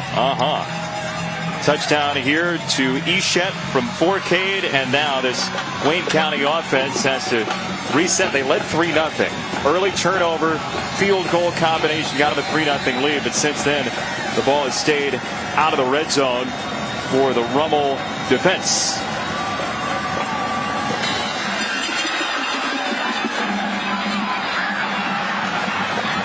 Jordan on the return, and he's across the 30. We take a look back at that touchdown drive. Our Buick drive recap started with special teams.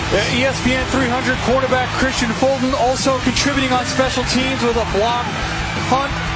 Got the ball back in Rummel hand, and Forcade sat in the pocket and delivered a strike to number 86, Jamar Chase, and then under pressure stood in there and found his receiver, Brett Eshet, all alone in the flat for the touchdown. Says well-stocked Rummel defense. Two top players in the country with Guidry, number 7, on the defensive line at the top of the line on your screen, and number 1, Christian Fulton as well, the defensive back at the bottom of your screen, right around the 35-yard line. Two future FBS players trying to hold this lead. Stewart incomplete, out of the hands of Carter, a little behind him, second down. There's Mr. Guidry, the Arkansas commit. The evaluation on ESPN.com and Recruiting Nation says he could play a little bit lower. What do you mean by that? Pad level. You know, it's a game of leverage. Low pads wins. You don't. As soon as the football is snapped, you don't want to stand up right away. It takes away your power. It gives a larger target for offensive linemen to be able to get into. And there he is, just dumping the running back, Chris Cooley. Briston Guidry with the stop. He's a young man with good initial quickness as well. You mentioned the pad level. Making sure that he's in optimal shape, because he does play very hard, and he makes a lot of plays on film off of second effort. Guidry got tied up with Cooley, the running back, and oh boy, that is a fumble out of bounds to the 29. That's trying a little bit too hard to try to make something happen.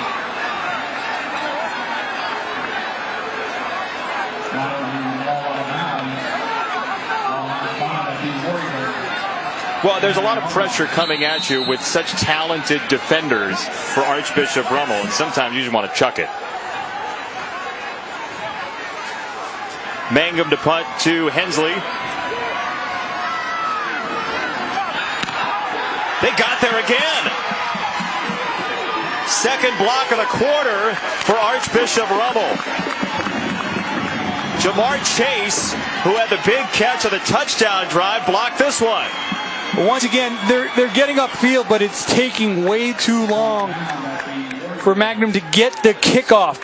A lot of time is passing through, and then you see Jamar Chase, number 86. That is a big frame, does a nice job of running in front of the punter, not running into him, to help take the football off the foot.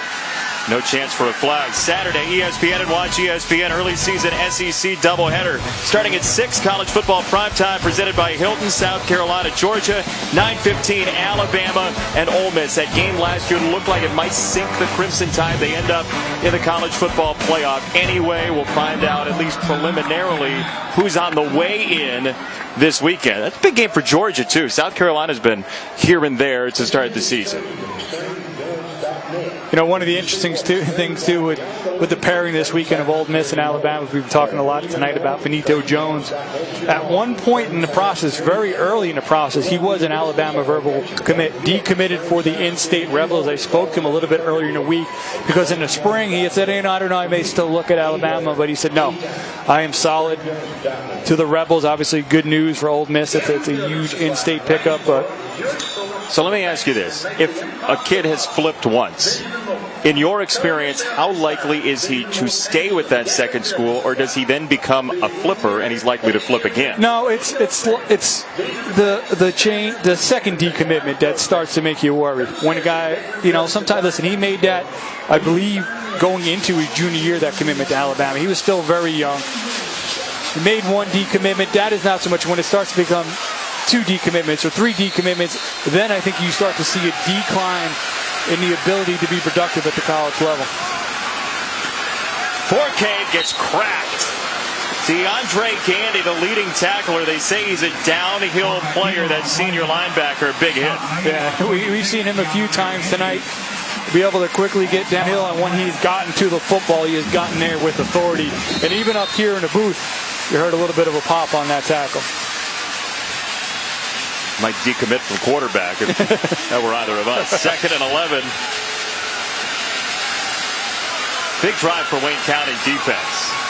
See Jones at the top of that defensive line, the Ole Miss commit.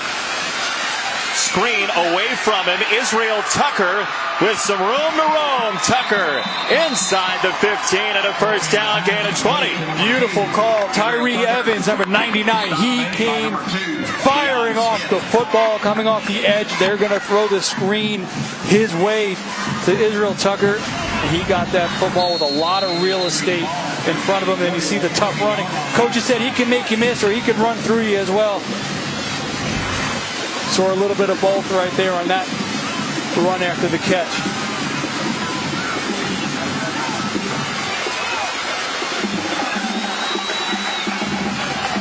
Tucker nowhere to run. That defensive line as a group with Evans, who looks a little frustrated about that screen. They have got their ears pinned back, and Rummel a few times have been able to dial it up to take advantage of it. But on that play, Tyree Evans, and all started with big number 95 as well, Benito Jones. He was the first one back there. And those two make a nice bookend pair for this Wayne defense. It's the 8th tackle tonight for Tyree Evans. They say he's got 1 speed. That's full speed. It's a loss of 4, 2nd and 14.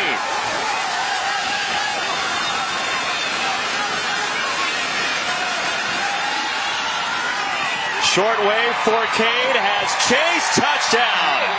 What a quarter for the sophomore Jamar Chase.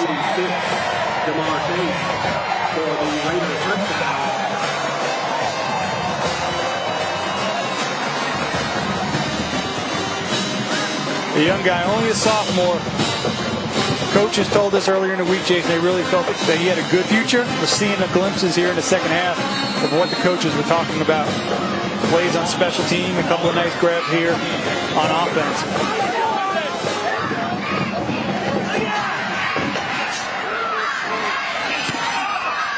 Bollinger's extra point is good, so Rummel with a 21-3 lead over Wayne County, under 3 to go in the third quarter. Forcade perfect in the quarter, 4 for 4, couple of touchdowns, and the Raiders have the lead.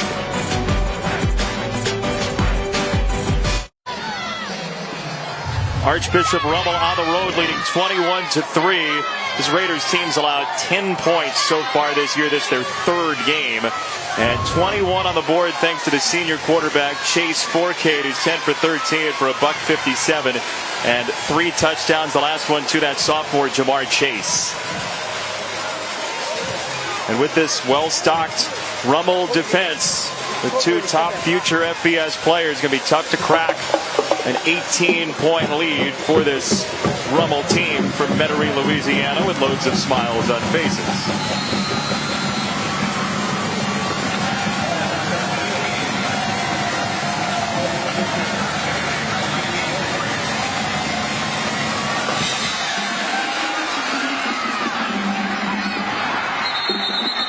Touchback through the hands of Chambers. This weekend, some big games in college football and some young players you think could have a big day. Well, we got an interesting battle between two true freshman quarterbacks. Josh Rosen out of UCLA. He's off to a great start. And Tanner Mangum for BYU. He's come up with some big plays. Obviously, a little bit of a delayed path there to the true freshman, 22 years old for BYU. But Arden Key out of Georgia, coming out of high school, he was a player who had the type of first-step quickness that we have spoken about with Benito Jones tonight. He was really disruptive in the win over Mississippi State. And then Iman Marshall, a five-star corner. We saw Kevin Tolliver for LSU, two of the top corners in the nation. Very early on, they're showing why. Iman Marshall, outstanding size, really instinctive football player as well.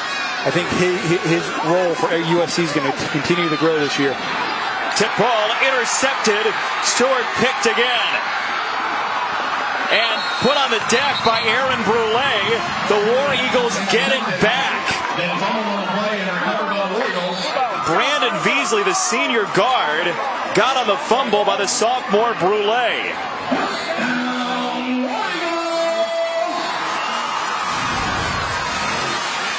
A lot happening here. Stewart looking for his receiver. He's going to throw it a little bit. He didn't see the linebacker underneath. He gets a hand on it. Number 5, looking downfield, didn't see the great effort by the Wayne offensive player to come back in and jar that loose. A great turnaround there for Wayne. It's some tough running here as they get the football back. That's Christian Fulton with the tackle. You were talking about Iman Marshall. You saw him at the Under Armour practices last year, and you were pretty impressed by his ability to take in football. Wayne picking up the pace here, trying to get moving quick on offense. But yeah, it was the ability to take what is taught. As there's Hudgens, the senior defensive lineman. It's important just not to, when you get coached something, to be able to take it, process it, and then bring it out onto the football field and execute. And that's one thing about Iman Marshall. Great physical tools, but he really seems to absorb things and then be able to process it and execute. And you saw that Herm Edwards taught him some things, and he would run out in the field, and he would quickly execute what Coach Herm Edwards had just told him. Guidry coming after Stewart with a long ball down the sideline, and Ramik Wallace high points it. Deep into Rummel territory.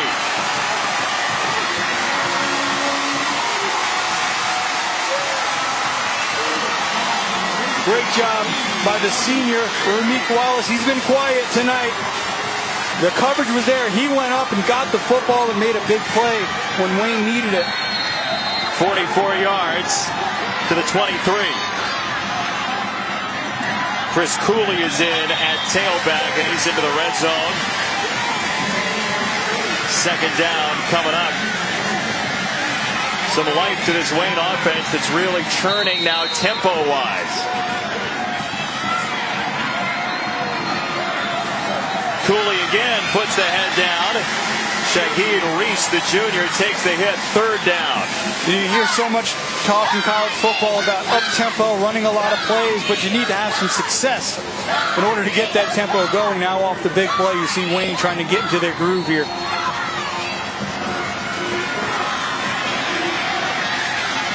Cooley again, why not? And he's right at the sticks on a third down.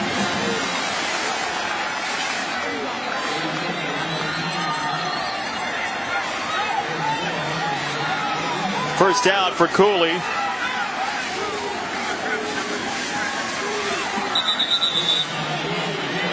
And an official's timeout.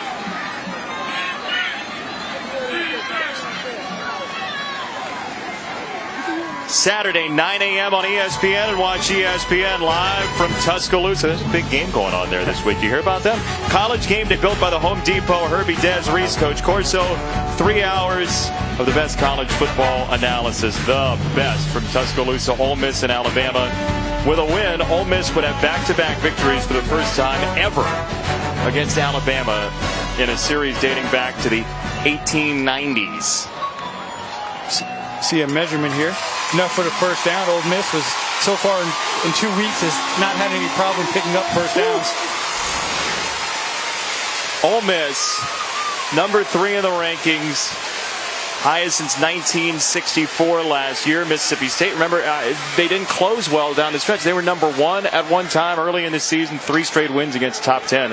And you're going to play some folks in the SEC. But you're talking about Ole Miss's offense. 149 points through 2 games, most in FBS history, beating out the Spurrier Gators from 1994.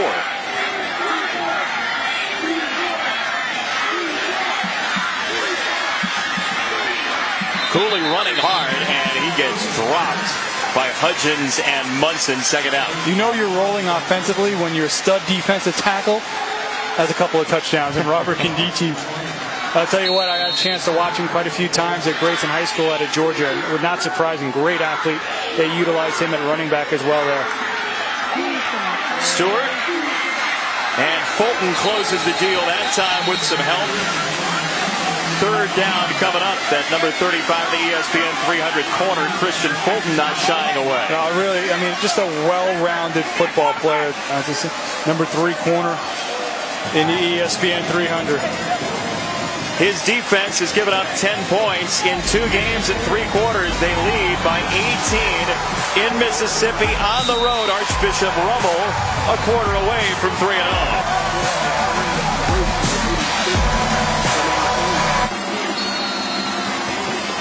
3-score game, 3rd down and 1 for Wayne County. And they go in the Wildcat formation with Zabrian Jackson, and Cooley gets the run for the first down and goal. They just got beat up front on that play. Briston Guidry, number 7, their Arkansas verbal commit, one of the defenders, quickly in the backfield.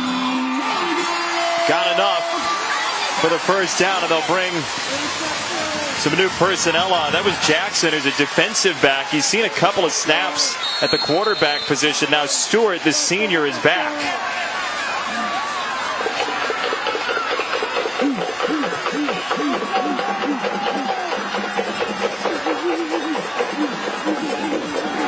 They're going to spread them out.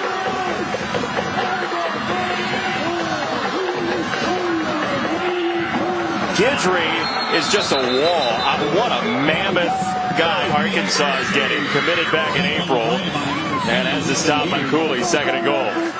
Good penetration on the play before. Wayne was able, though, to get the yardage needed on this time. Guidry gets back there, makes contact before he can get back to the line of scrimmage.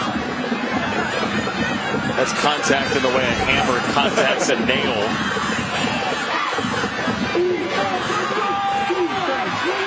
Little misdirection from Stewart. And he's just short of the goal line. 3rd and goal. Guidry again involved.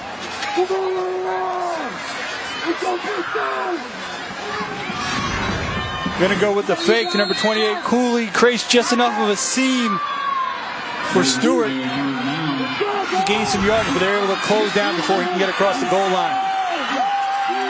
Stewart just dropped his towel, and there's a marker down. We move right outside.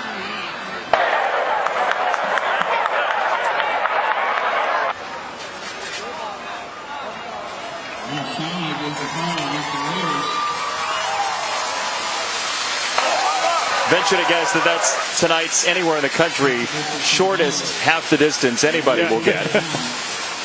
But down here, every inch counts.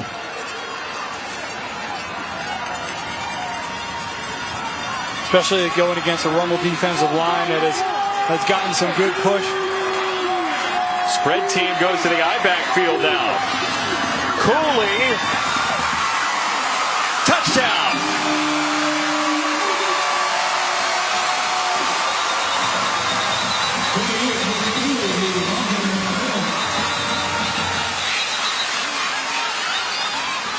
The injured player, Sam Servat, the senior defensive lineman for Rummel. Jacob Foy's down as well, the tackle for Wayne County.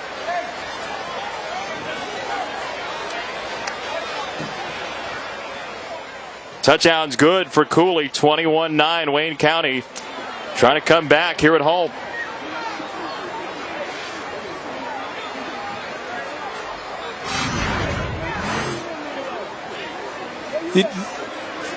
Number 99, Sam Servat, you see working towards the pile, and he runs into his own teammate with the knee, and you saw Jason there get a little bit hyperextended. Hopefully he will be okay. Did not see what it was for the Wayne offensive lineman. Senior defensive end Down Servat, who's really upped his production this season. Tonight on ESPN, after the Florida State BC game, Sports Center has a complete post-game wrap-up, plus Scott Van Pelt live at midnight. Stan Barrett closes the night from Los Angeles. End your day on a highlight with Sports Center at night. You gotta love Scott Van Pelt on Tim Kirkchin. Have you seen what he does with Tim Kirkchin? He does the Baltimore accent, and Tim just can't handle it. He's always laughing. Anything involving the letter O. Van Pelt has him rolling in the studio. So see if Tim's on the next couple days as Servat comes off. And Foy helped up as well, the offensive lineman for Wayne County, a team that's trying to push back in this game against a Rummel defense that's allowed only 2 touchdowns all season, and you just saw one of them. Yeah, well, Wayne fighting back here. Put some points on the board, and they certainly have some big strike ability. But obviously a lead, something that Rummel 2 back. They want to get physical. See here in this next coming possession if they can take advantage of that run game and bleed some time. Chris Cooley from a yard out just made it a little bit more of a game here. 21-9, 10:06 to go. And they're going to go for 2 to make it 21-11. You can debate this back and forth. Go for 1 now, make it 11. Go for 2 now, make it 10. You are good at math. Stewart had it tipped and incomplete. So now you're down 2 scores. Field goal doesn't help you. It's a 12-point game. But Cooley was a bell cow on the drive. He gets him in from 1 yard away, and here comes Wayne County.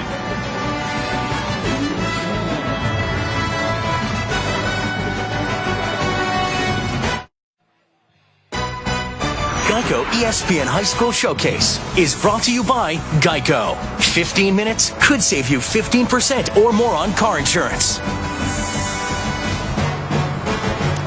Those are photos from the Pie Bowl that they have at Archbishop Rummel before the season. They run a scrimmage against each other, an inter-squad scrimmage, and the winning coaching staff gets to pie the losing coaching staff. Jay Roth brought it back, and he took the easy way out the first couple years after he brought it back. He was the overseer. Yeah. He was up at the tower. You never lose if you're the overseer. He was in a pie-free zone. That's right. He was anti-pie early on. He took part this year. His team won. He got to pie his defensive coordinator, and all was not lost. Coming up soon in Metairie, the Dunk Tank postseason.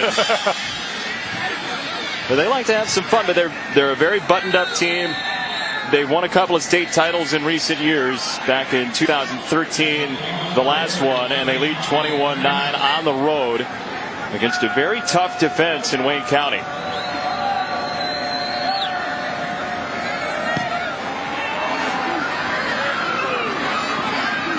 Christian Fulton, one of the top cornerbacks in the country, makes something out of nothing across the 30-yard line. Archbishop Rummel out of Metairie, Louisiana.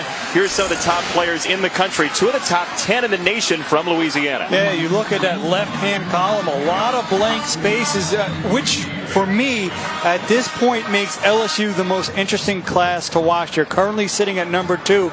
You could make an argument that of those 8 players remaining, at least LSU has a very good shot to get 5 of them.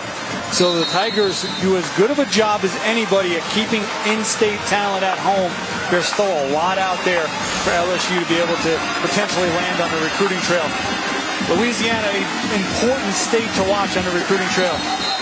Movement on the line for the right side. Looked like Major and Weller. Have a dead ball, illegal procedure on the offense. That's a 5-yard penalty. Replay, first down. LSU's done a pretty good job of keeping guys in state over the past year. Absolutely. If there's been one program that's kind of been able to create some problems for them, it's been Alabama. One of the other big dogs, great success. And really where it's been has been that I-20 breaking point along Louisiana. North of it, Crimson Tide have had a lot of success. South of it, LSU has been really strong at keeping players at home. You're a budding cartographer as well. You're making maps now in your spare time. Second down, short gain for Israel Tucker. He's an impressive defensive lineman, Tyree Evans. He's got an offer from Troy, 99 in navy blue. You see him there, and he can tackle. He can celebrate too. Well, if you play well, you want to be happy about your play. But certainly, he's a young man who's shown very well tonight. We spoke about it. Coach said Troy with an offer. I'd imagine if he continues to progress during his senior year with that frame and good get off, he could see that offer list grow.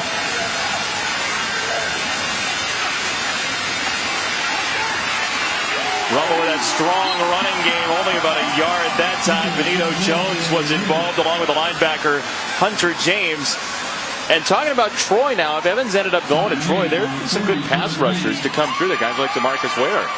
Absolutely, and it's still early in the process in the senior year. There's one thing, the recruiting cycle has gotten so accelerated, but every year there's always players who develop and come on the radar during the senior season.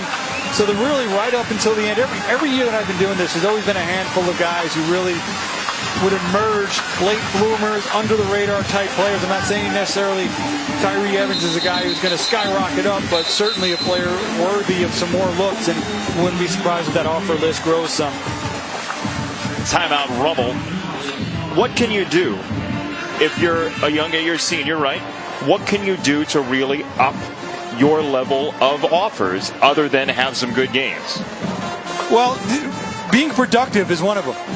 Obviously, if you want to gain attention, you have to play well, especially if you're coming along a little bit later in the process, maybe a little bit late to develop, get your film out there. There's certainly with social media, there's a lot more ways to kind of get recognized, but ultimately it helps too to have a player like Benito Jones on your team. Now, he's already committed, so maybe that lessens the traffic that comes through your school, but it certainly helps to have a very high-profile teammate. Jones committed to Ole Miss, number 7 in the country. Georgia, Alabama, LSU. SEC's getting tougher and tougher to recruit. Absolutely. This is where everybody in the nation wants to try to get down into the South and find players, and that's really a big part of the SEC's success, is their footprint is as talented and as deep as any other region in the country.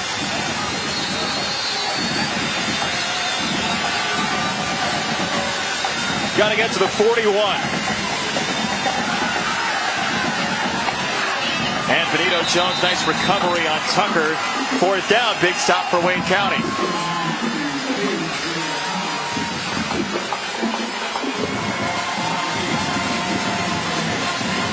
So number 11 in the ESPN 300 makes the stop and gets defense off the field. Big stop for this Wayne defense.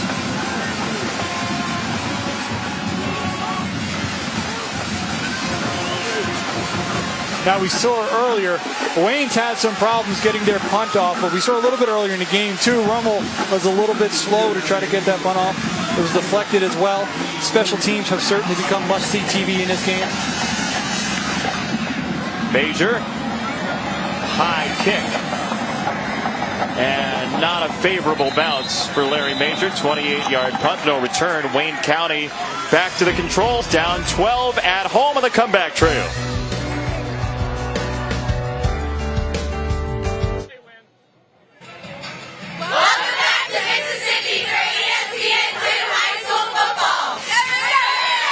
Archbishop Rummel's cheerleaders rooting on this team from Metairie, Louisiana, leading 21-9, 7:37 to go in the game. They've been impressive, both defensively and, the senior Forcade, Chase Forcade, has been strong enough and very smart with his decisions at quarterback. Absolutely. One of the things is, speaking with Coach Roth, he said he makes good decisions with the football.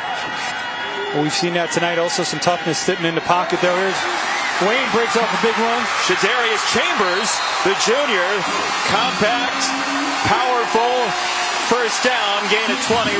He ran into Aaron Brule downfield.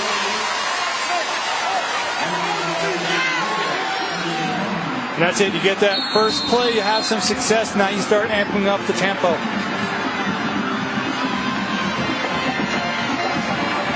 Stewart this time gets dumped by Munson, the junior. Second down on the way. 7 and change to go. 12-point game.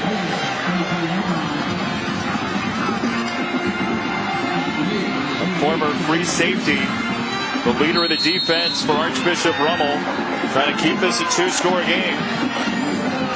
Chambers gets hit high by Guidry. The senior Arkansas commit decked him.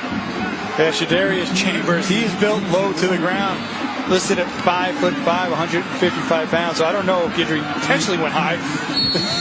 He has no choice at 6'3", 290.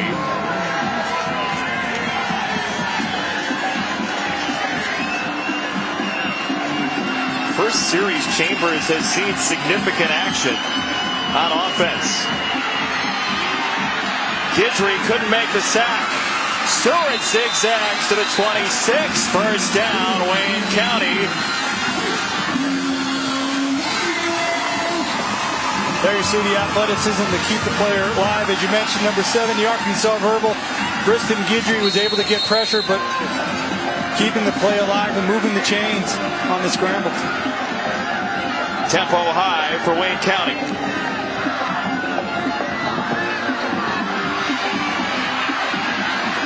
Stewart got by Guidry again and finds his way on a bounce. Munson forced into duty on the tackle once more.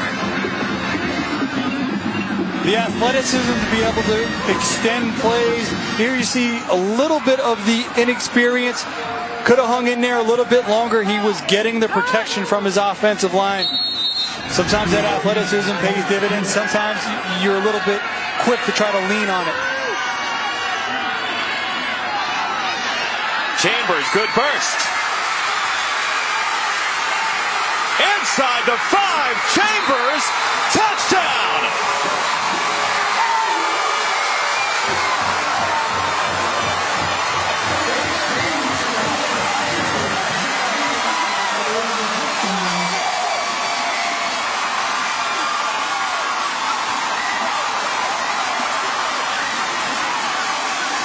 The frame is small, the heart and the fight is big. You saw that on that tough run there by Shadarius Chambers. Again, only 5'5", 155 pounds. But if you don't wrap up, doesn't matter. He fought through those tackles. Looks like a matchbox car, runs like a truck. Chambers, 24 yards of thunder for Wayne County, and the War Eagles are within 5.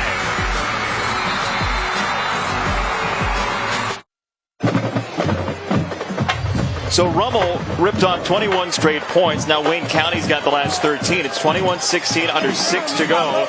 Team from Louisiana, team from Mississippi. And Shadarius Chambers, all 5'5" of him, with a 24-yard touchdown run. And now this Wayne County defense led by Benito Jones, that man 99, Tyree Evans, has the crowd a little bit riled up.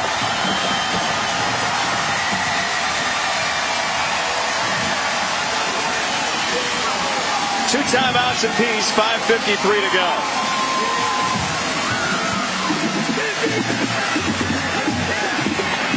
Christian Fulton, one of the top corners in the country. Across the 45 and just short of midfield. Big touchdown run for Chambers. Let's do a little before and after from a Louisiana kid, Leonard Fournette, high school to college. The #1 player in the ESPN 300 2014. Outstanding combination of size, speed, and power. He also played linebacker in high school, and he could have very easily been one of the top linebacker prospects in the nation. Obviously has gone to LSU as a running back and is really developing into one of the premier players as we thought he would. You see there the elusiveness, the ability to finish plays, and the speed. What has he done better since you saw him in high school? Well, he's just settled in. He had all the tools coming out of high school into the college level. Just about getting comfortable. He got up to a bit of a slow start. Forcade and batted around. Kimbrough did haul it in. He looked like he didn't want to for a moment with Deion Smith bearing down on him. Absolutely. You know, they got great initial push, Wayne did. They had the right play called to slip the running back out into the flat. Had it been a clean pass and catch, they had a chance for a big gain, but he couldn't secure it. Number 2, Smith, came in to quickly make the tackle. Milk jug sales through the roof.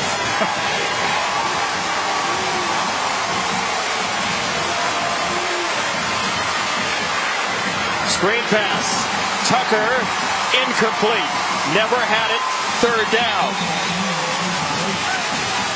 Boy, Tyree Evans and Benito Jones, the Ole Miss commit, have been all over those screen plays. Absolutely. They've been trying to use their speed against him, but the second-level defenders of linebackers are doing a great job of rallying to the football to limit plays after the catch from that point. Incomplete, setting up a 3rd and long.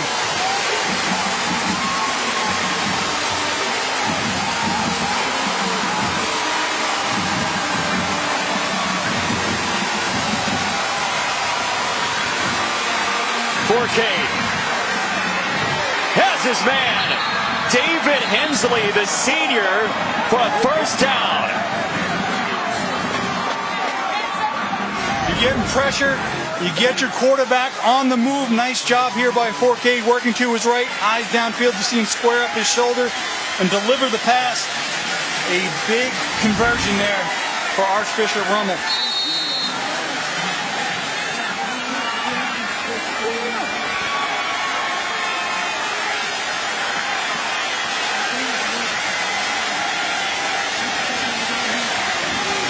That conversion quieted things a little, I stress a little.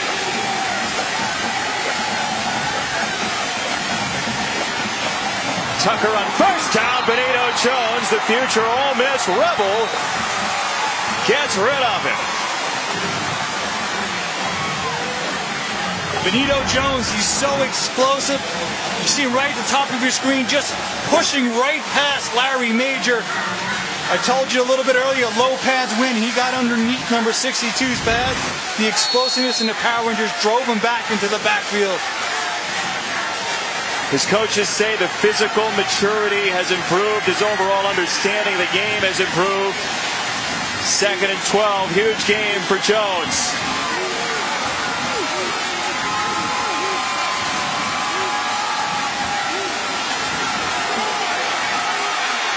Forcade into traffic, incomplete for Colby Brunet with Denzel Bonner, the senior linebacker, hugging him. Number 30, Tyler Hopkins, who we've seen make quite a few plays tonight. He buzzed right in front of the receiver and I think broke to concentration, leading to the incompletion. Forcade was backpedaling off that snap too, sensing the pressure coming from this defensive line. And in one of those, sometimes the pressure's not there, but getting it throughout the game sometimes accelerates your clock. You had a chance to step into it there, but as you mentioned, you start to feel the pressure even sometimes when it's not there, when you're getting it a lot. Looked like early movement by Evans on the defensive line. We'll check the marker. Got a dead ball, offside on the defense. That's a 5-yard penalty. Replay, 3rd down.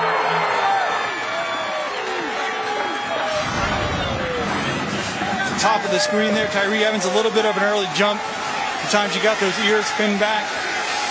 You're ready to go, but you got to watch the football. You got to hold your water. Seen that a few times tonight here from Wayne.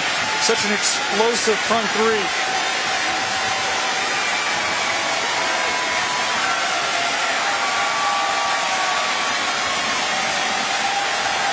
Got to have the 20.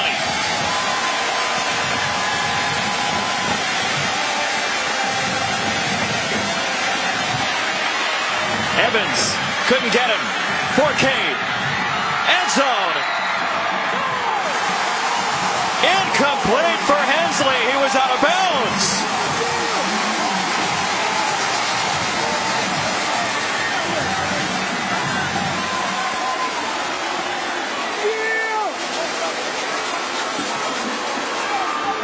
Initial pressure put Forcade on the move. Finds his receiver at the back of the end zone. It's hard to tell with his back to us whether he has possession because the right foot is going to be in bounds. Looked like he's got it secured. 86, Jamar Chase blocked the view on that one. The right foot, watch, it's inbounds. It's close to possession. They're going for it. No field goal. No replay review in high school football.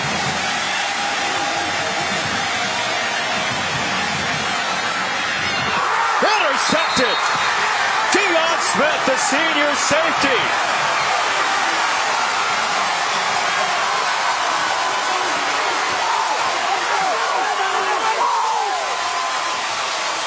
A nice read and jump by the safety, number 2, senior Deion Smith. Forcade rolling out. Watch Smith flash into the screen, does a nice job reading up, becomes the receiver. See the ball skills there, and finish the INT.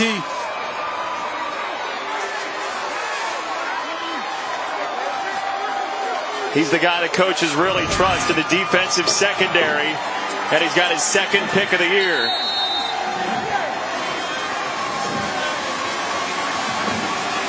Two timeouts for the home team.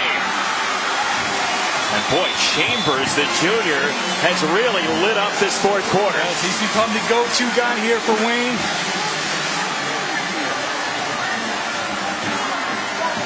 Smith got him the ball back, 2nd and 3.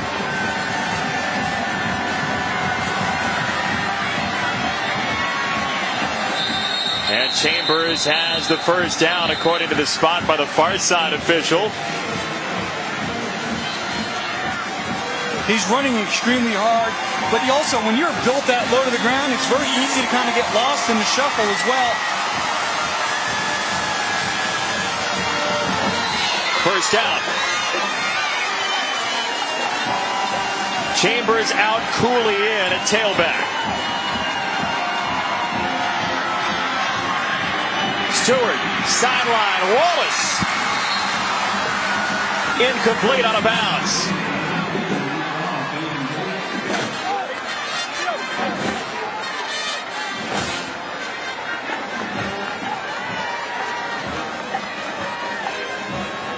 This was 21-3. Archbishop Rummel scored 21 unanswered points. And Wayne County with 2 timeouts and 2:39 to go.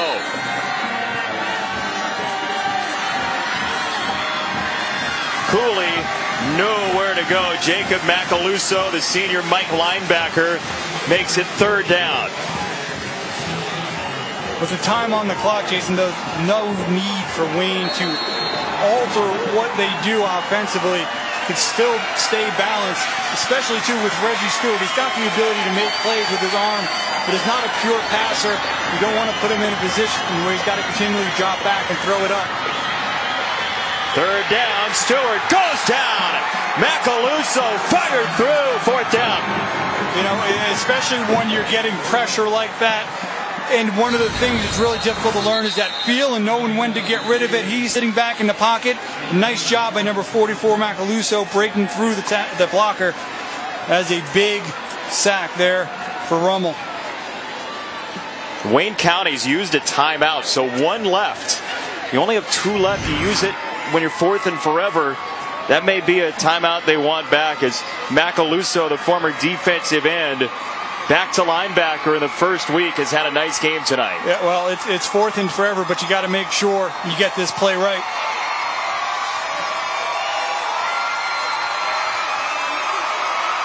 Especially coming off a negative play. You're going to need a play here from your quarterback, Stewart. The best thing here to do is number 19, Ramik Wallace. He's their big play guy, but you got to get Stewart on the move. The Macaluso fan base pleased right now with his defensive drive. 4th and 17.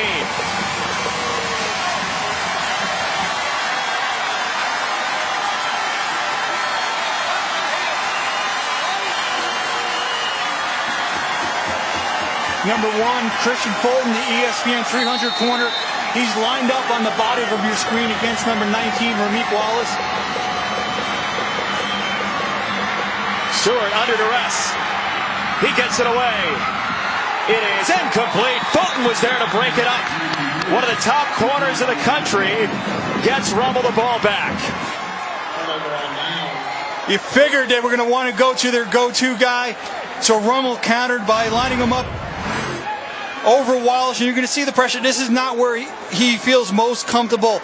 Initially, number 7, you see there at the left of your screen, Guidry forced Stewart back into the pocket. He wanted to try to get outside, never really felt comfortable. Happy feet led to the off-bounds throw, and then Christian Fulton, anytime he's in the area, great feel for the football, breaks up the pass. So there you saw the first line defender, Guidry, helping to create the pressure. Then there in the back end, the other ESPN 300 defender, Fulton, with the breakup. Still available for an FBS school. Tucker is stopped at the 20, and some extracurricular stuff going on. One timeout left for Wayne County. Don't forget, Saturday at 9 a.m. ESPN, and watch ESPN live from Tuscaloosa. College Game Day, built by the Home Depot. Reese, Herbie, Dez, Coach Corso, everybody with 3 hours of the best in college football analysis. Some big games this weekend. Alabama, Ole Miss. Sneaky good game. Notre Dame, Georgia Tech. UCLA, BYU. LSU, Auburn. Big USC, games. Stanford out west. How about that? The 8 o'clock game tomorrow night. USC, Stanford, Pac-12 opener. Wayne County conserves the timeout. Rummel has 2 remaining. And J. Roth uses one of those 2 timeouts with 1:08 to go.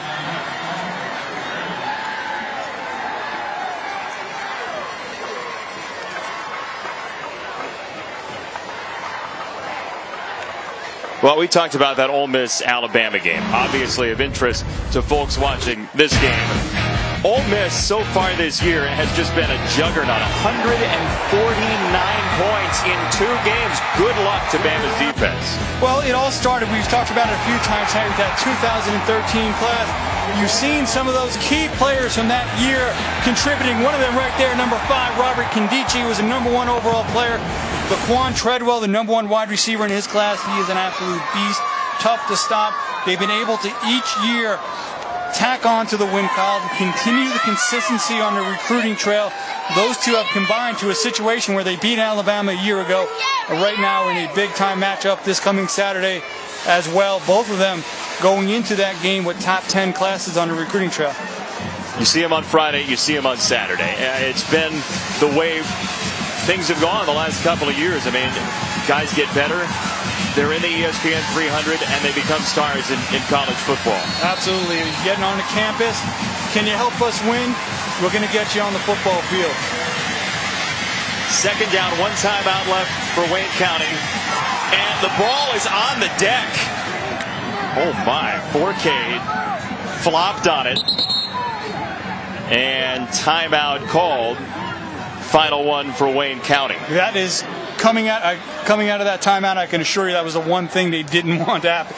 To get a clean quarterback center exchange and to hold on to the football.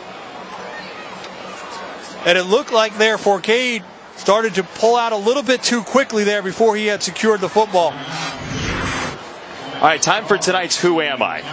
Where we tell you about somebody who played in high school, then to college, maybe the NFL. Born in New Orleans, Louisiana, a speed limit on the Ole Miss campus is set to my jersey number. He's a 2-time Super Bowl champ, and he's been in the news this week. Yes. Craig Hawberg, your thoughts? The jersey number speed limit on campus can make it go either way. Yeah. It's the third clue that I think is a separator. That I think has a lot of people at home jumping off the couch going, I know this one. One person maybe jumping off the couch is Rashad Jennings, because the answer is Eli Manning. Don't score a touchdown. I mean, how wild was that this week? Yeah, I mean, the NFL season has gotten off to a very interesting start. We saw it last night, too, with Kansas City and Denver as well. The moral of the story is score a touchdown when you have a chance to score a touchdown. And Rummel in the red zone, 60 seconds left. If you break one off, you're likely going to win the game anyway. No timeouts for Wayne County. 3rd down. Keep it on the ground.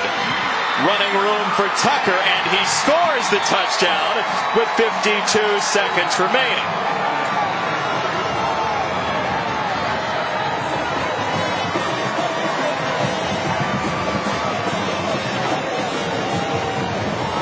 With that pressure up front between those big three in the middle, probably didn't want to go inside to try to prevent a fumble, try to get off tackle on a stretch play in a little bit of space, and then we see there number 2, the senior Israel Tucker, who missed his entire junior year with an ACL injury, back to form with a key touchdown here for Rummel.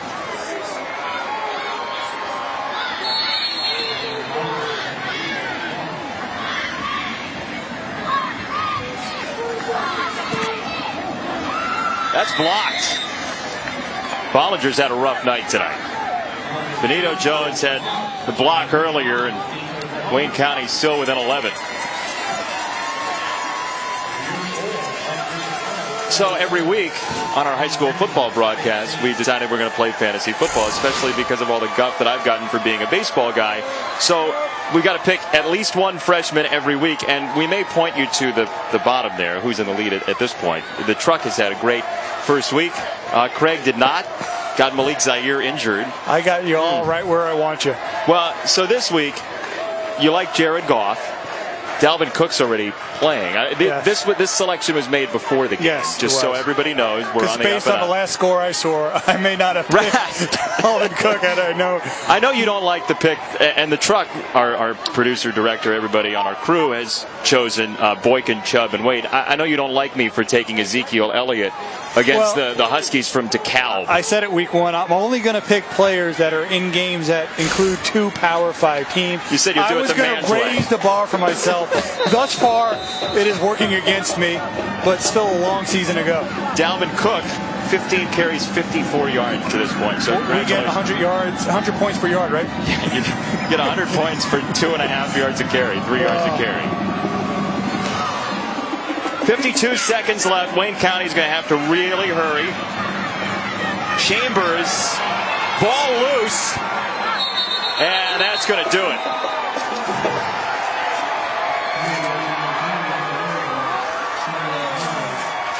So Chambers puts it on the deck. Shane Brotherton, the sophomore linebacker, recovers.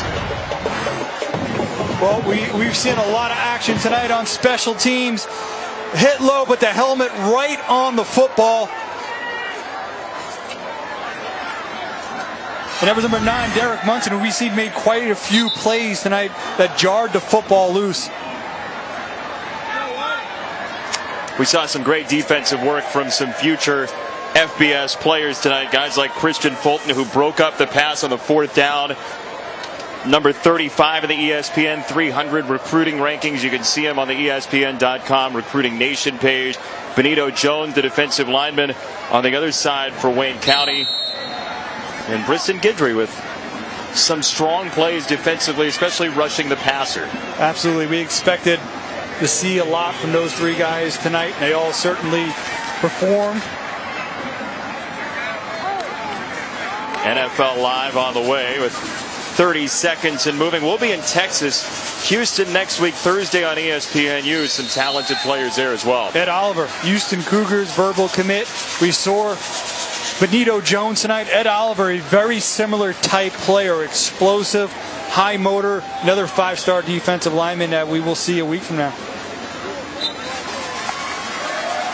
That'll do it. One more knee, and Archbishop Rummel and former Rummel Raider Jay Roth goes to 3-0, the 27-16 victory on the road out of state at Wayne County in Mississippi. How about the defensive effort tonight that we saw from Rummel?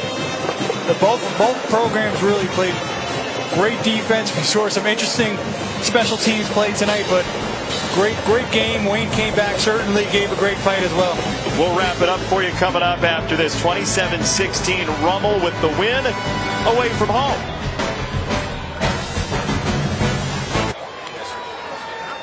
27-16 your final score. Archbishop Rummel with the win. The defense and Arkansas commit Briston Guidry a strong night on the road. The Arkansas coming off a rough weekend and a loss to Toledo, but certainly a lot for Razorback fans to be excited about. Briston Guidry, ESPN 300D tackle, forward all night.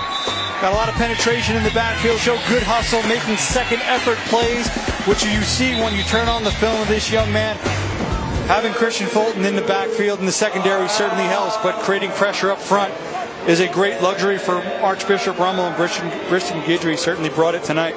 Number 145 of the ESPN 300, Guidry and his team with a 27-16 win in Mississippi.